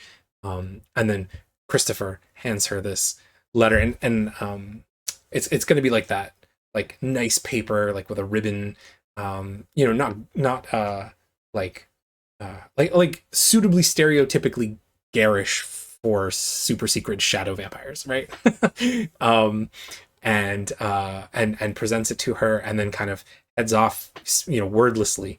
And she knows what she has to do, and so certainly she would know of Bruna, but now she has a connection to Bruna. So we wake up, we're hungry. We're hungry from having just lost one hunger there. So we need to hunt. So we're going to go to the hunt beat, which is right here next to slumber. It says, when you quickly look for blood to drink, envision your approach and then roll. If you're looking for someone to seduce, charm, or manipulate, roll with charm, which is not really Arya's strong point. If you're looking for someone to ambush or overpower, roll with body. That's a little bit more in our wheelhouse, in that we only have 0 in our body, but we do have the hand-to-hand. We have that fighter edge, which actually, I'm saying it, grab, stun, disarm, or punch an enemy or victim. So this would count for stunning a victim. Like if we wanted to just kind of like, not necessarily make them unconscious, but like have them kind of like have a shock and then sort of pull them into the shadows to feed. So I think that's probably what we'll do. And then the other option is to go with a blood bank using your mind, but we're not going to do that. So we're going to roll, and we're going to have the 2d10s, and it'll be body. So there's no modifier from that because our body modifier is 0. But we will give ourselves a +1 from fighter. We'll go, we can just do that. That is a 9 and a 7 +1 for a total of 17. So that is very successful, right? That's over 15. So that is a stylish success. It says you find a source of blood, feed. Now, here's where I get a little bit confused, and this is maybe just part of the wonkiness of a playtest, but it says to feed. So this does not get blood. This is finding a target, right? So I have successfully sort of conked someone and yanked them into the shadows. And maybe it's maybe as she's on her way to the Nocturnal, maybe it's somebody who's just left the art gallery and is kind of so caught up in reading the like the bulletin or whatever handout, and like so distracted by that, and Arya is just kind of able to heft them into a dark spot behind the building and knock them. In my mind, I'm picturing, since it's a swamp, I'm picturing a lot of is it willows? What are the trees that hang? Anyway, like I don't remember the name of the trees, but like there's a lot of shadows, right? There's a lot of like places to hide in shallow water and marshy kind of stuff, but also like a lot of foliage to sort of hang out in. So she conks him or conks them and pulls them into the shadows. But now we have to go to feed, which is its own beat. Right here, it says, when you drink mortal blood, that's what we're doing, roll with soul. If your source is human and willing, and you're not starving, but that's not us, because it's not a willing human, but it's also not really an adversary in combat. So I think, again, this is kind of the stuff maybe that needs to be ironed out. I think maybe I don't think we need the willing there. This is a human who is sort of like being ambushed, right? So it feels like maybe it's not any of these, because it's not a lackey, and then it's not really an adversary in combat. There's no real fight going on, because I'm not going to do like a progress track for them. So I think we're going to call it a human and, willing in quote marks. And one of the things that's established in Elegy is that when a vampire, is it called kissing? When they drink, it's kind of euphoric and sort of like short-term memory loss inducing, and then they can lick the bite wound shut. So this isn't fatal, and it's typically kind of like a hey, what just happened kind of moment for the mortal. But there's a span of time where this patron will probably just remember, kind of like blanking out, like lost time kind of a situation. So we'll go with that, where we will treat a failure as a flat success. So it says, when you drink blah, blah, blah, and you're not starving, we're together, roll with soul. So we're going to roll with soul. which also is a 0 modifier. And we don't have anything else going on into it, right? Because fighter we already used, and these things don't matter. So it's just going to be a straight soul roll. So that's 8, which is very much a failure. But it says, for us, we treat a failure as a flat success. So a flat success as above, but you're slightly delayed, which is you feed smoothly. If you're starving, which we're not, that's a condition. Reduce hunger by 1. Otherwise, you may reduce it by 2, which we don't need to do. If your source is human, you may reduce it by 1 more. Again, we don't need to do any of that because we're only down by a little bit. So flat success as above, but you're slightly delayed, lose rush. So once again, this will go down because we have fed, but we will lose another rush. We're at 0 rush.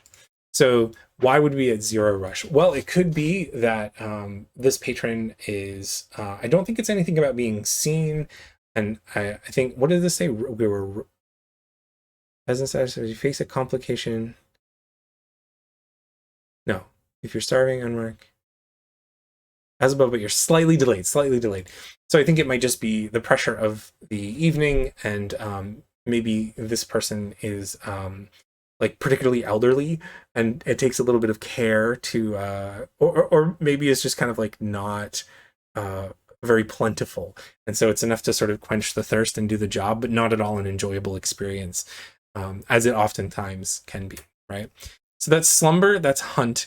And we've done the mechanics for that. Now we need to commit to a mission. So Arya would go into the gallery first, probably, to talk to Bruna and kind of get the details about what's going on. And Bruna would say something to the effect of this Vlad the photographer is, or is rumored to have been seen in downtown.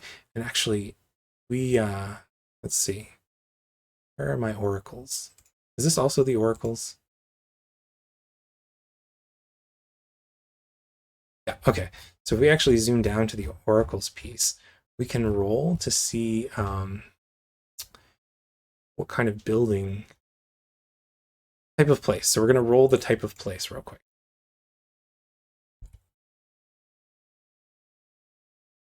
4. So 4 is a house. So just a regular house. So Vlad was seen entering just a house, just a regular house, maybe in it's not an apartment building, but like a what's the word?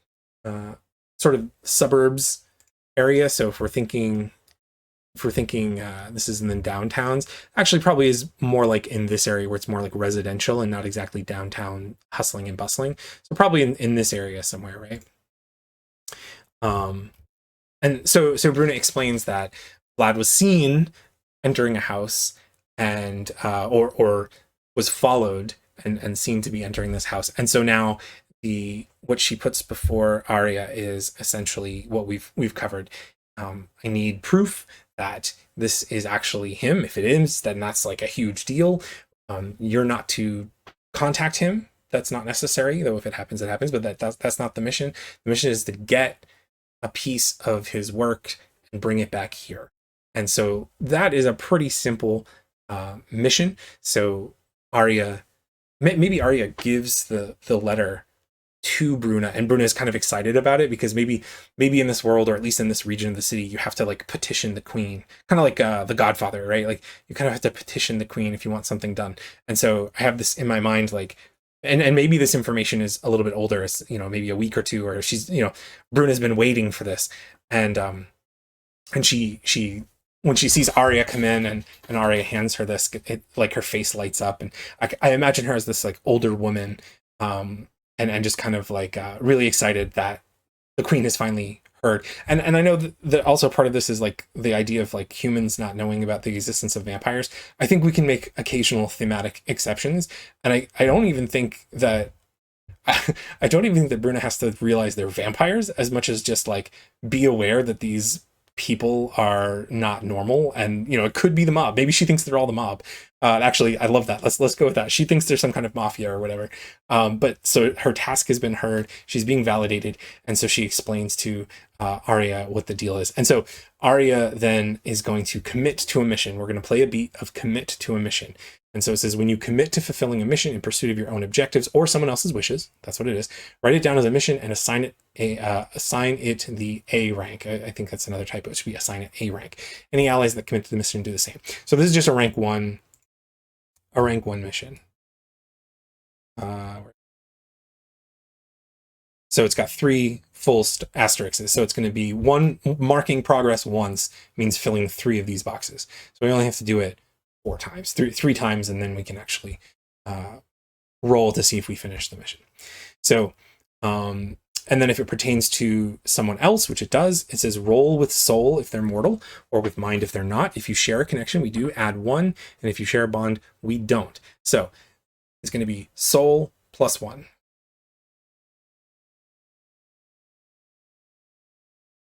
So that's 6 plus soul, which is 0, plus 1, which is 7. So on a failure, there's something you need to handle first. Envision what's blocking you. So I don't think that the blocking would be something in this mission.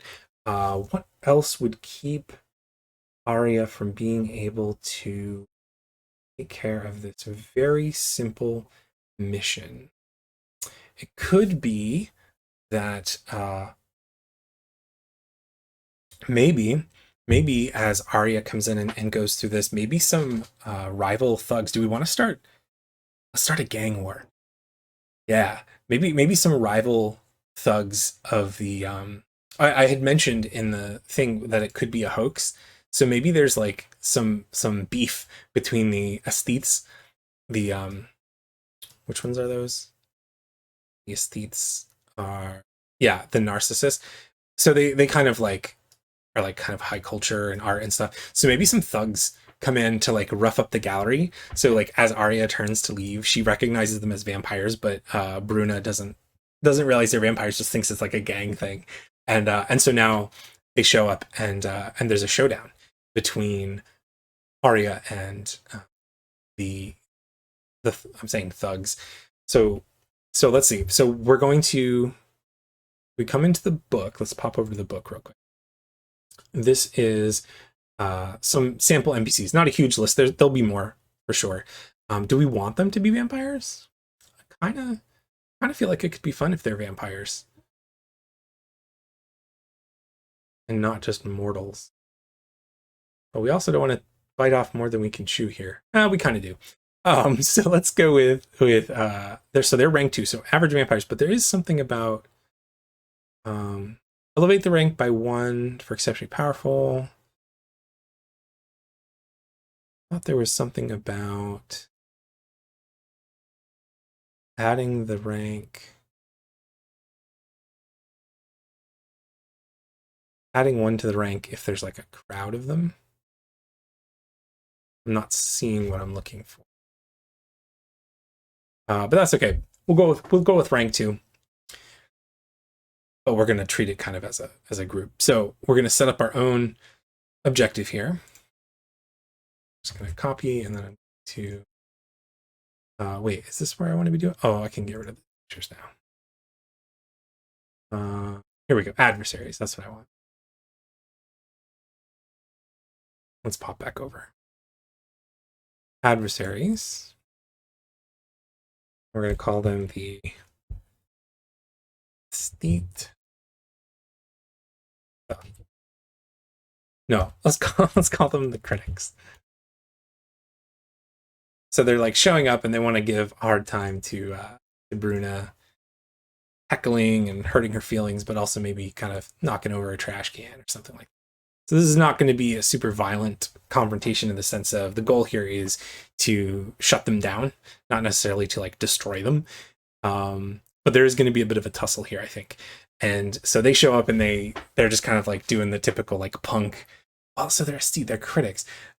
How would you imagine 3 people showing up in business suits but acting like punks? You know, like however your mind's eye would show that. they're just like sneering and, you know, laughing, pointing and laughing at artwork and at Bruna and ooh, crazy lady. And then Arya starts to take them to task. So, okay, cool. So that means, so we're not actually committed to this mission yet. So we'll have to come back to that beat, but we will, let's see, I don't know. Here we go. We will face danger, which I think is like the first thing you want to, because there's the combat ones. Enter a fight is the one I want to do. So when you initiate combat or are forced into it, so I think it becomes a bit of a standoff, and Arya kind of waltzes over, or maybe stands protectively in front of Bruna, and the punks kind of like start to harass them. And I think they're gonna throw a punch. Again, this is more about intimidation kind of thing. Okay, so we're not like pulling revolvers out and stuff. So when you initiate combat or are forced into it, so I think this is the forced into it, and I think Arya just does not have time for this. What's Cyclops in Marvel Heroic has a distinction of I don't have time for this. Like that kind of like I'm capturing that spirit here with Arya. So she's being forced into combat. Give your adversaries a fitting rank, which we've just done, and create one progress track for each. I'm just going to treat them as one group for the sake of simplicity here. Perhaps it's only just one that actually starts to get physical. You know, maybe there's 3 of them, but 2 of them are just hanging back. So if you are caught in a trap, sizing up a situation, or preparing an ambush, if you're ready to jump into battle without hesitation, that's body. If you're facing your adversary with demoralizing or intimidating attitude, charm, I think that's putting yourself in danger to defend someone else. Oh, that one probably. So let's go with soul, because we're literally describing ourselves as standing in front of Bruna, and we want these people to stop. So let's roll with soul. And just to be clear, this is when you play a beat to grab, stun, disarm, or punch an enemy or victim. So that doesn't help. Haunting can make someone hallucinate about their fears. When you do it, roll with mind, add to, and suffer hunger on a stylish stick with both. A failure, the reaction reveals something about them, or add 1 to the next beat you play against them based on this knowledge. That could be kind of fun. But let's see how this rolls first. So we're doing soul. Yeah, we're doing soul.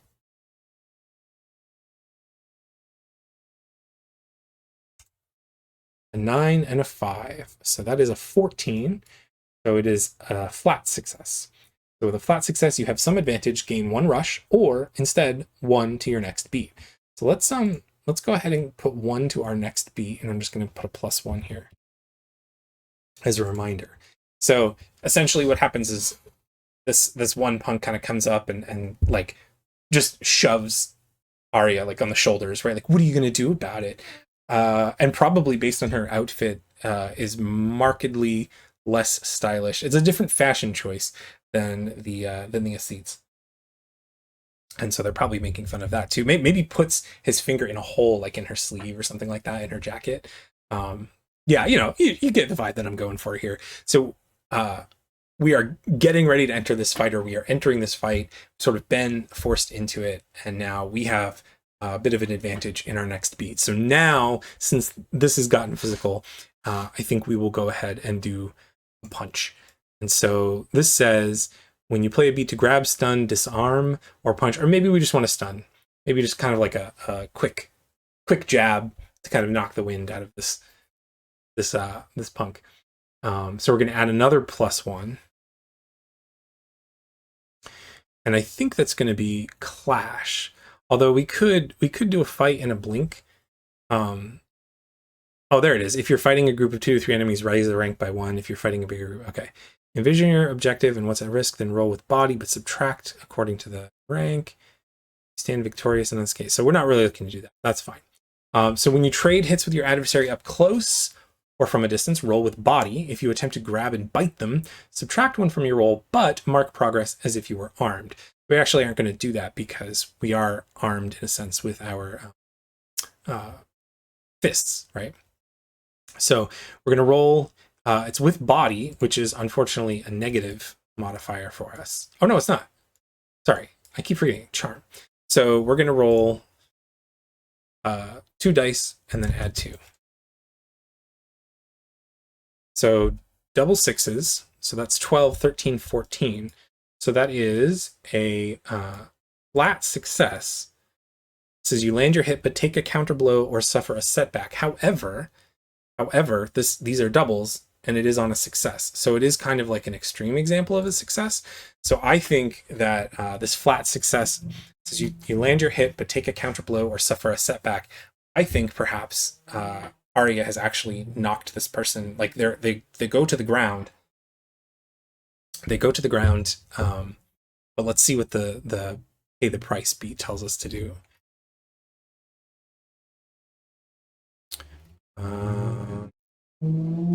Do you see it? That's misfortune. Companion takes a hit. Hunger.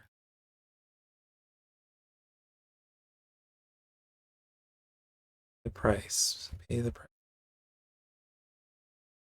Is it not on the?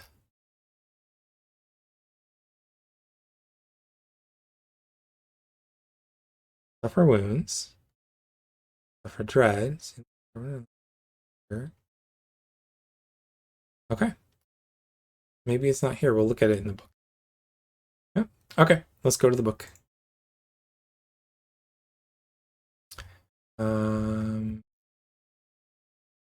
Sorry.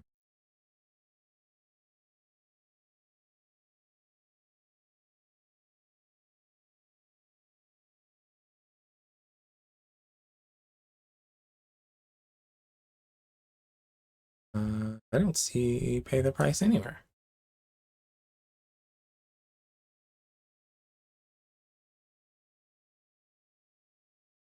Let's go with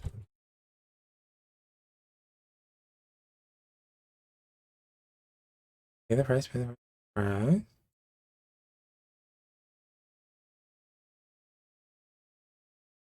All part of the playtesting. Pay the price was a move in the previous version. There it is. Oh, it's under fate. That's why. Is it under fate on this?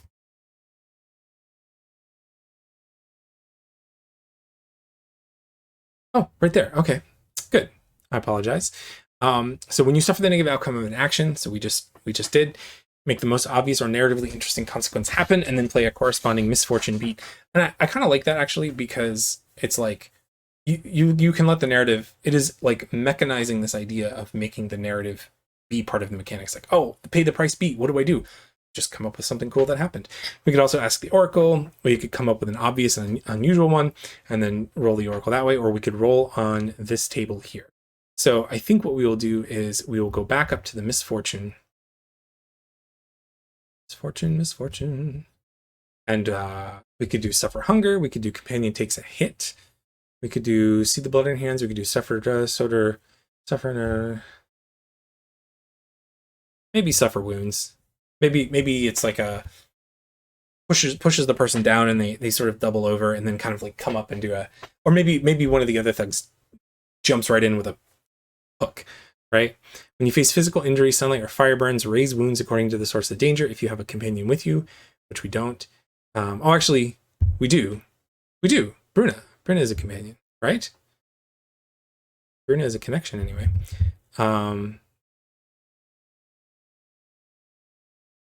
Reduce their pulse. Yeah, I don't want to beat up Bruna yet. But let's suffer a wound. So it's a rank 1 NPC, something that would bruise a mortal. So it is kind of like sore. You're at 5 wound or decide to stop for a few moments. That's not us. Stylish success, flat success, failure. Okay, what are we rolling though? Raise wounds according to the source of danger. If you have a companion with you, maybe take a hit.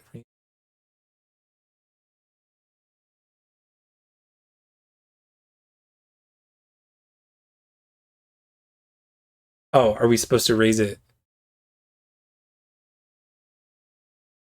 I think we're supposed to raise it 1 point, 2 points, or 3 points. Like we take that many wounds.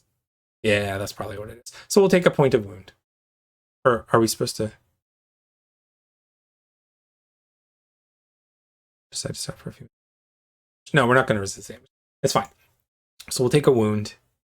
which is, this one is hunger, this one's already, wounds is the top one. There we go. So she gets clocked right across the chin, so to speak. Do these count as companions? I'll have to look that up. I think so. I think so. So she kind of takes a hit across the cheek, and she did, though.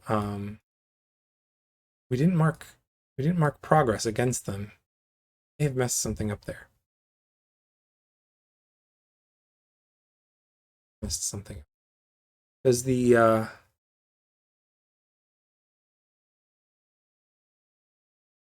Flash, do you mark?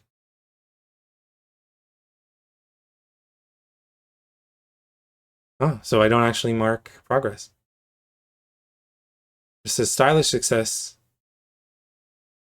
you mark progress, but a flat success you don't. Okay. But we gotta do it again. I think now we're getting in a bit of a brawl. So we are going to once again roll Clash. It's going to be body +1 from the fighter. Dude, there we go. From the fighter. But we don't have the +1 that we had sort of temporary before. So this is body +1. We're hoping, I guess, for a stylish success. That'll do. That's 18. Or no, it's not. It could be a 1, 2, 3, 4, 5, 6, 7, 8, 9. Or 10. Yeah, because you can't roll a 0. Okay, so this is 18. And plus the 1, so 19. So that is a stylish success. And that does overpower adversary. Mark progress if you're using a weapon or biting your adversary. Mark it twice. We're not biting and we're not using a weapon. But we are using the...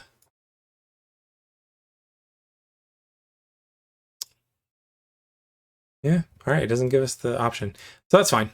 So we're going to mark progress. So what this means is we are going to come over here. And we are going to go asterisk, oops, asterisk, asterisk, asterisk. That doesn't feel like that's enough.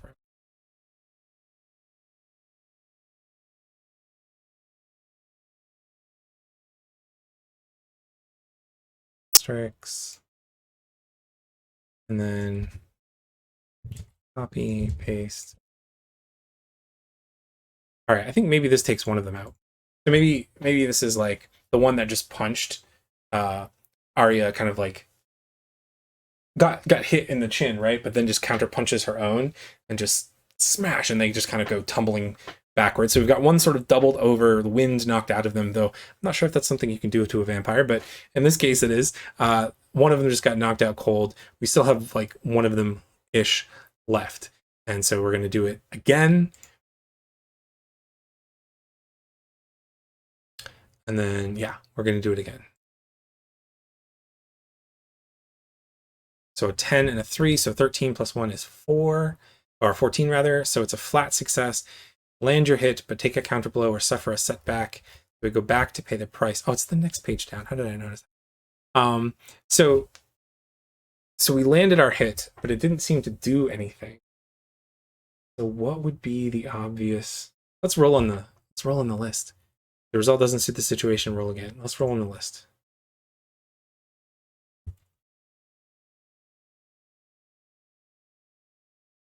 $25. You encounter signs of a looming threat. Suffer dread. Suffer dread. All right, so maybe the concern here is like one of them says something like, there's suffer dread. One of them says something like, just you wait till the rest of us get here, you know, something like that. And so it's a little bit concerning. So it says, when you face terror, despair, or shock, raise dread according to the nature of the event. Unsettling, nightmarish, or soul-crushing. So we're going to raise dread by 1 for unsettling. So not a great night of sleep and not a great start to this evening. Raise dread. What else does it say? If you're at 5, which we're not, and to gather your thoughts, roll with mine. Oh, so basically it's giving you the option to resist when that happens and you roll for it, but we're not going to worry about it. So there's a little bit of some fear going on here, but we don't have much of a choice. We have to keep fighting. I don't want to face defeat. Let's do it again. So this is like, I think the third person is maybe is the fighter of the group now, and they're paired off, Arya and this other person, and so now it's going to be like some real martial art type stuff. And this will be a +1 because she's unarmed. That's 10 plus 1 is 11, which is a flat success. But again, we have to pay the price. So see, I feel like maybe the flat success for Clash is supposed to mark progress, but maybe not.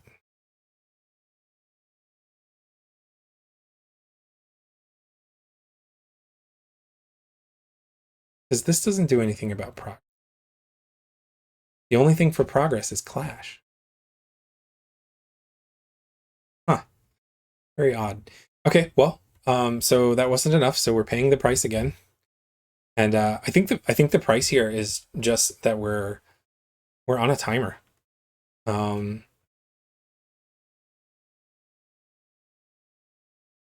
I'm not going to roll on the table. I think the misfortune is others start to just show up, or maybe the sound of others. Yeah, the others start to come through the door, and so now we have to abandon the fight. So I think what's Arya going to do? Probably protect Bruna, right? I don't think we can take decisive action yet, because so basically decisive action is to bring it to a close. It says roll 1 die only and add the number of filled boxes in your progress track for a fight. Discard any other bonus. On a flat success, reroll your die if it scores lower than your number of filled boxes. So we can prevail in this fight, but the odds are not great. I think we have to face defeat. So let's face defeat. So I think Arya is going to like see the others showing up and take a step back and say, Bruna, you need to get out of here. And maybe the other vampires start hooting and hollering and starting to cause a problem. And or maybe Arya just picks up Bruna and like starts heading towards the back, leaving the vampires in the gallery. Oof, that's rough. Well, so if we face defeat, we envision the consequence of this loss and pay the price. So we have to pay the price. So we'll roll on that table again. 6. Oops. You are separated from something or someone. Lose rush. Well, I think we just got separated from Bruna. I think in having to rush out the back with her, maybe we bust into a room and she pushes herself away and like out of your control and takes off down the other side of the hallway or something. And maybe, let's play up our strengths. Maybe it's a well-lit hallway. And so Arya can't follow right away and is sort of taken aback, stumbles. And by the time she regains, just for that moment, Bruna is out of sight. So we are now in negative rush territory. How intriguing. How intriguing. We need to figure out what that does. Is it in the book? Oh, goodness. See, I keep switching back and forth. I knew this would happen. So I apologize. So there's our rolls. Not that it's a huge deal, but we're now in negative rush territory. But I want to go back to the book because I need to figure out what does negative rush do? I don't. Rush. All right, if your rush is negative, it works against you. You must reroll any die that scores lower than the digit of your current rush. So we have a 1, -1. So if we roll a 1, we have to reroll that 1. So it's actually not, and this is kind of what I mentioned in the review portion, right? That's actually not a negative thing for us because rerolling 1s is a great thing. Okay, so we just have to remember that if we roll any 1s, we need to reroll. So we take off down the hallway, and that has not worked. But that was the thing that kept us from being able to commit to a mission. Of course, now we have to find Bruna. I think maybe we are able to eventually throw on our shades and chase her down the hallway. Bruna. Or do we need to? We kind of did commit to the mission. We do per the beat. We have to find her. No, I don't think so. I think we can just get started with the mission. Because it was commit to a mission, and it pertains to them on a failure, there's something you need to handle first. So this has been handled, or in this case, we ran away. Envision what's blocking you. But I think now we are fully on this mission. So let's just go ahead and head off into the night and unfortunately abandon the Nocturnal. So we've committed to a mission. Now we're going to strengthen our connection. Strengthening our connection with Bruna does not make sense at this point in time, but we'll. So it says when you reinforce your relationship by committing to a mission in their service, you get a bonus. You can roll essentially to strengthen your relationship. I don't know that happens because we kind of just ran away from battle. So I'm actually going to skip that for this time, but we are going to travel into downtown. So is the trap first group? When you cross the city over long distances, envision what transportation you use. So I think we can probably walk. If there's no time pressure or danger in your path, instead of rolling, you get an automatic flat success. And the flat success is you reach your destination as expected, gain no benefits. But, oh, they want us to actually use a vehicle or something. No. So then this, okay, so we just get there. It's not a problem. You know, an hour goes by or something. I mean, this isn't a super far distance, right? I was saying like probably in here. I figure the Nocturnal is somewhere in here. So this is not a big distance. Although it does mean getting to travel across a bridge. Oh, so one of the things about the city, in the city sheet, is the town is 200 years old. I'm kind of playing this with the 90s in mind, but it's 200 years old, a couple centuries old. It's known as the City of Rivers due to its history with textiles and natural features. So all along the river is old mill buildings, right? Especially down in here for textile mills. But there are also waterways and culverts and sewers and things like that. Large sewer waterways underground, which I think just kind of fits the whole vibe of what we're going for. So I don't think it would take very long. She would have to walk down to the bridge and come across. But you know, that's not too long. Yeah, maybe an hour walk. All right, so that's the travel. Now we have to gather information. So we know it's a house. The question is, did we get an address? I think we probably got an address. I don't know if there's much gather information that needs to be done until we get in. So before we gather or after, however it works, we're going to break into the house. See what makes the most sense. Unless we just want to consider it to be gather information. Feed, lay low, respite, regenerate, create a connection, consummate, commit to a mission, fulfill your mission, abandon a mission, reach a milestone.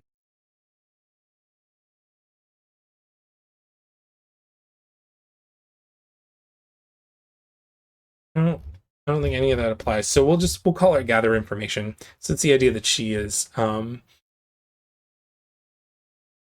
maybe what's the word? Staking out the house first. Infiltrator says you know how to bypass most doors, windows, and locks. When you attempt to do so without being noticed, roll mind and add 1. On a success, you pull it off. On a stylish success, you also do it fast. So we're going to roll mind +1, but I feel like, isn't there one about using powers? There's a beat for using powers.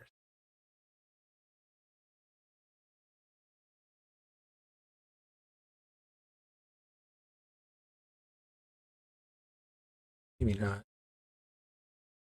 For hunger. You make use of supernatural powers, raise your hunger. Okay, but we're not using supernatural powers. We're just using our burglar skill. Okay, so we're going to make a roll with mind and add 1. Our mind is also 0, I think. Yeah. Oh no, our mind is +1. Good job. So we're going to roll and add 2. Because this is like, you know, she sneaks around the back of the house maybe, and I'm thinking of Project Zomboid, but sneaking around the back of the house, kind of looking in the windows, and finally finds one that looks like it could be easy enough to shimmy open. We're going to roll 2d10s, and we're going to add mind, which is +1, and also the +1 from this edge. That is a 9, 10, 11, but we get to re-roll that 1, right? We have a 4 and an 8. That's 12, 13, 14. So there's a flat success. On any success, you pull it off. So done. We're in. On a side success, you also do it fast. But on a failure, blah, blah, blah. Okay, so we're in the house. So now I think we're going to do the gather information.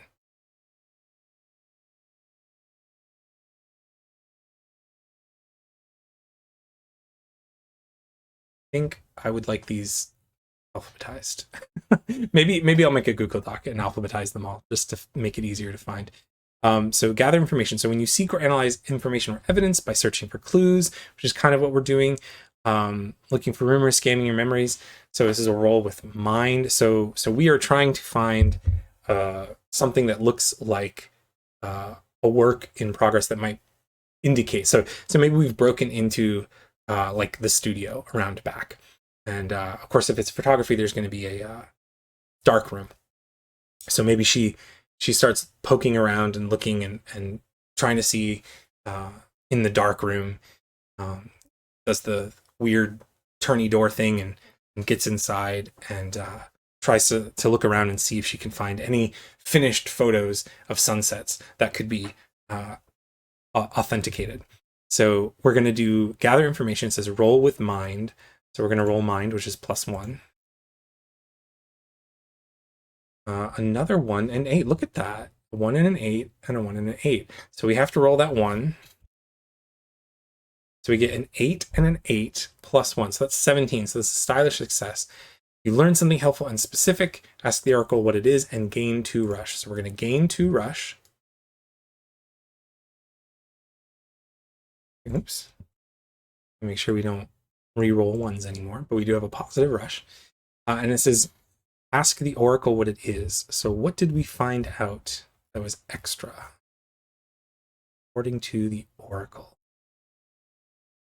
Ask the oracle. We don't want to pay the price. Oh, but we haven't had a match. Oh, we did have a match.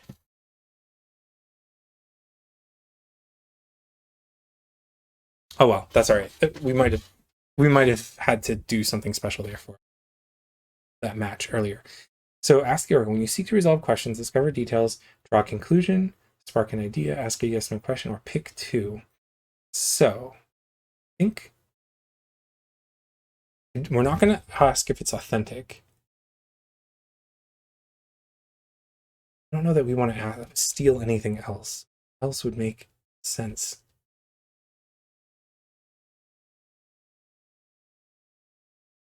I think we need to ask the oracle. We've succeeded. We've found evidence of that we can bring back. So I'm not sure that we need to ask the oracle anything. Maybe the question is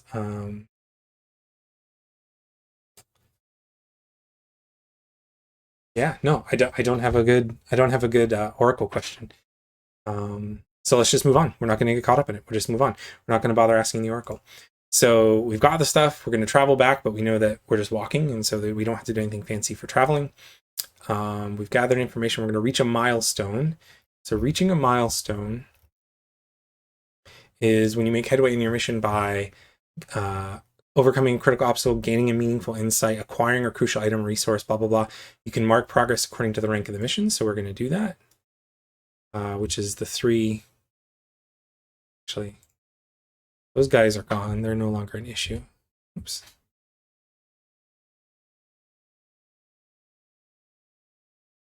So we've made 1 progress on this mission. It's not a lot, but that's okay. So we've reached a milestone, and then let's see. Fill your mission. When you reach your objective, maybe we want to keep looking around. Do we want to keep looking around? Let's keep looking around. Let's see if we can see if there's even more evidence one way or the other. Yeah, let's keep looking. Let's keep trying to gather information. Just as much as we can, you know? So it's plus mind. So it's 2d10 plus mind. An 8.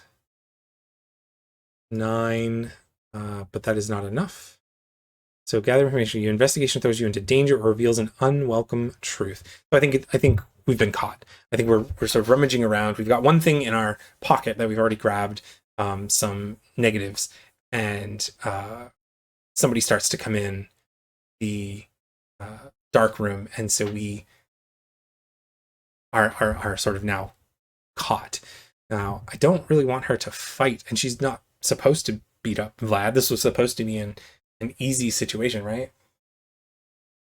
So I think maybe she's able to just like, there wouldn't be a window.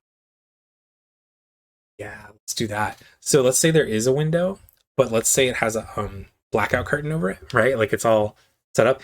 And in order to escape, she turns and pulls down the curtain and then jumps out the window, which would ruin all of the negatives and stuff inside that room. So that could be a bad thing if it turns out that this was actually Vlad. So that's what's going to happen. She's about to get caught, and then she just jumps out the window and runs back to the Nocturnal. Yeah, I like that.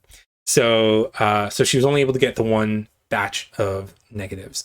So we didn't really reach any more. We didn't really reach any more milestones, but we do need to fulfill our mission. So let's go to fulfill mission.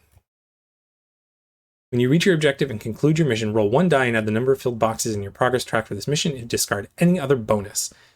So we're just going to be adding 3. This is just a playtest, right? Does it say 1 die? Just roll 1 die, correct? I roll 1 die.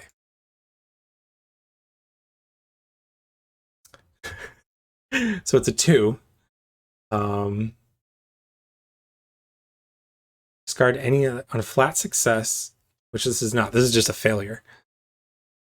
Your success is undone by a harsh surprise or realization. Envision what happens and then lose 1. So give up on the mission. Fail your mission. Recommit to the mission. We give up on the mission. Do we get to reroll again? I don't think so. Or maybe they're just saying that's that. I'm not sure why we would have that as an option. But so we bring the stuff back to Bruna, and she maybe the place is trashed, and Bruna is missing.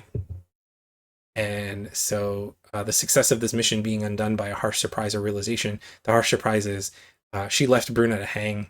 What's the phrase? Left her high and dry, and the gallery now is kind of trashed.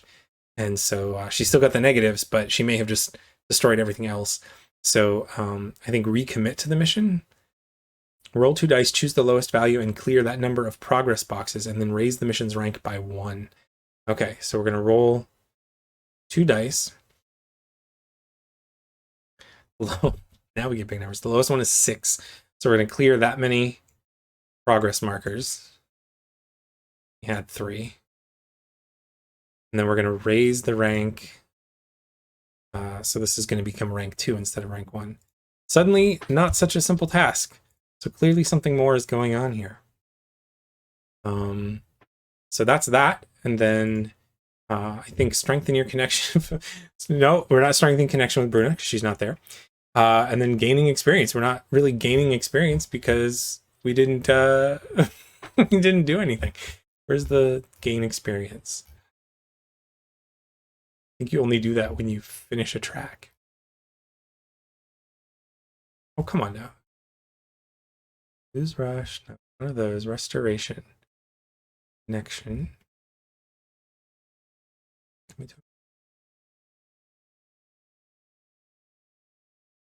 Verify. Gain experience. There it is. When you fulfill your mission, which we did not. So had we fulfilled it, we would have got quarter diamonds. So like one side of the diamonds on the, I think this was for a human, so this would have been on the humanity track. But the good news is it's now a more difficult mission. So if we ever fulfill it, we would get half diamonds. We would get 2 sides full. And so maybe it's just a bummer of a night. And so now Arya has a bit more of a situation. Perhaps this is something of a hoax. Perhaps this is a larger situation going down. Or perhaps the two things are unrelated, completely unrelated. It could be that we want to do a loose end for the loose end when a plot in your story is left unresolved, or when you encounter a mysterious aspect of a world you want to explore, write a related question as a loose end. When your discoveries provide a satisfactory answer to a loose end, ticket and trace a quarter diamond on your discovery. If a question is significant enough to require an entire mission to be answered, you may commit to a mission to do it. And when you complete this mission, also trace your experience reward on the same track. So I'm not entirely sure what that's all about, but I'm gonna put in a loose end of why did the steeds crash nocturnal? And it's in capitals for a reason, right? So maybe it's related and maybe it's not. All right. Well, so I think, that's been about an hour, and things would go much quicker. I think if I had an alphabetized list, or that's why I tried to set it up a little bit ahead of time to have a kind of structure. And I'd like to have a template, a schedule, so to speak, ahead of time that I can just kind of follow through the beats. Obviously, we have to improvise some. We are a little bit frightened about that situation, and we are a little bit hurt. But otherwise, we're okay. We're able to successfully get a bite to eat anyway. Maybe we can, since Christopher can help us with tracking, maybe we can find Christopher and see if he has any leads on where. Do we have to find Bruna first? I think we have to find Bruna next, right? Because she's the one who's going to authenticate for us. Yeah. All right. Cool. Well, that is Elegy. Oops. Suddenly my computer's not working. There we go. So that is Elegy. I will put a link to the place where you can download this playtest material. I will put that in the description. Many thanks again to Moro de Oliveira. And again, I apologize if I'm pronouncing that incorrectly, but really enjoyed working through this. Moving forward, if you want to see more Elegy, let me know. If you want to share your own stories with Elegy, feel free to do in the comments. I may or may not do more Elegy sessions, but like I said, this was more of a diversion to kind of help me get some space between Cortex to be able to go back into Cortex Lite with a fresh perspective. So hopefully before too long. It's been an interesting summer so far, and I'm not sure it's going to ever become a dull summer. So we'll have to see how the next few weeks pan out, but hopefully I can get something Cortex-y out for folks. So thank you so much for watching. If this is the first time, if this is the first video you're watching this, I didn't see many videos on Elegy available online. So if this is the first time you stumbled across the channel, thanks so much for coming by, and welcome. And if you want to stick around, feel free to stick around. But either way, thanks so much for joining us, and thank you to you all. If you have any questions, comments, observations, leave them in the comments. Otherwise, I will see you next time. Excelsior.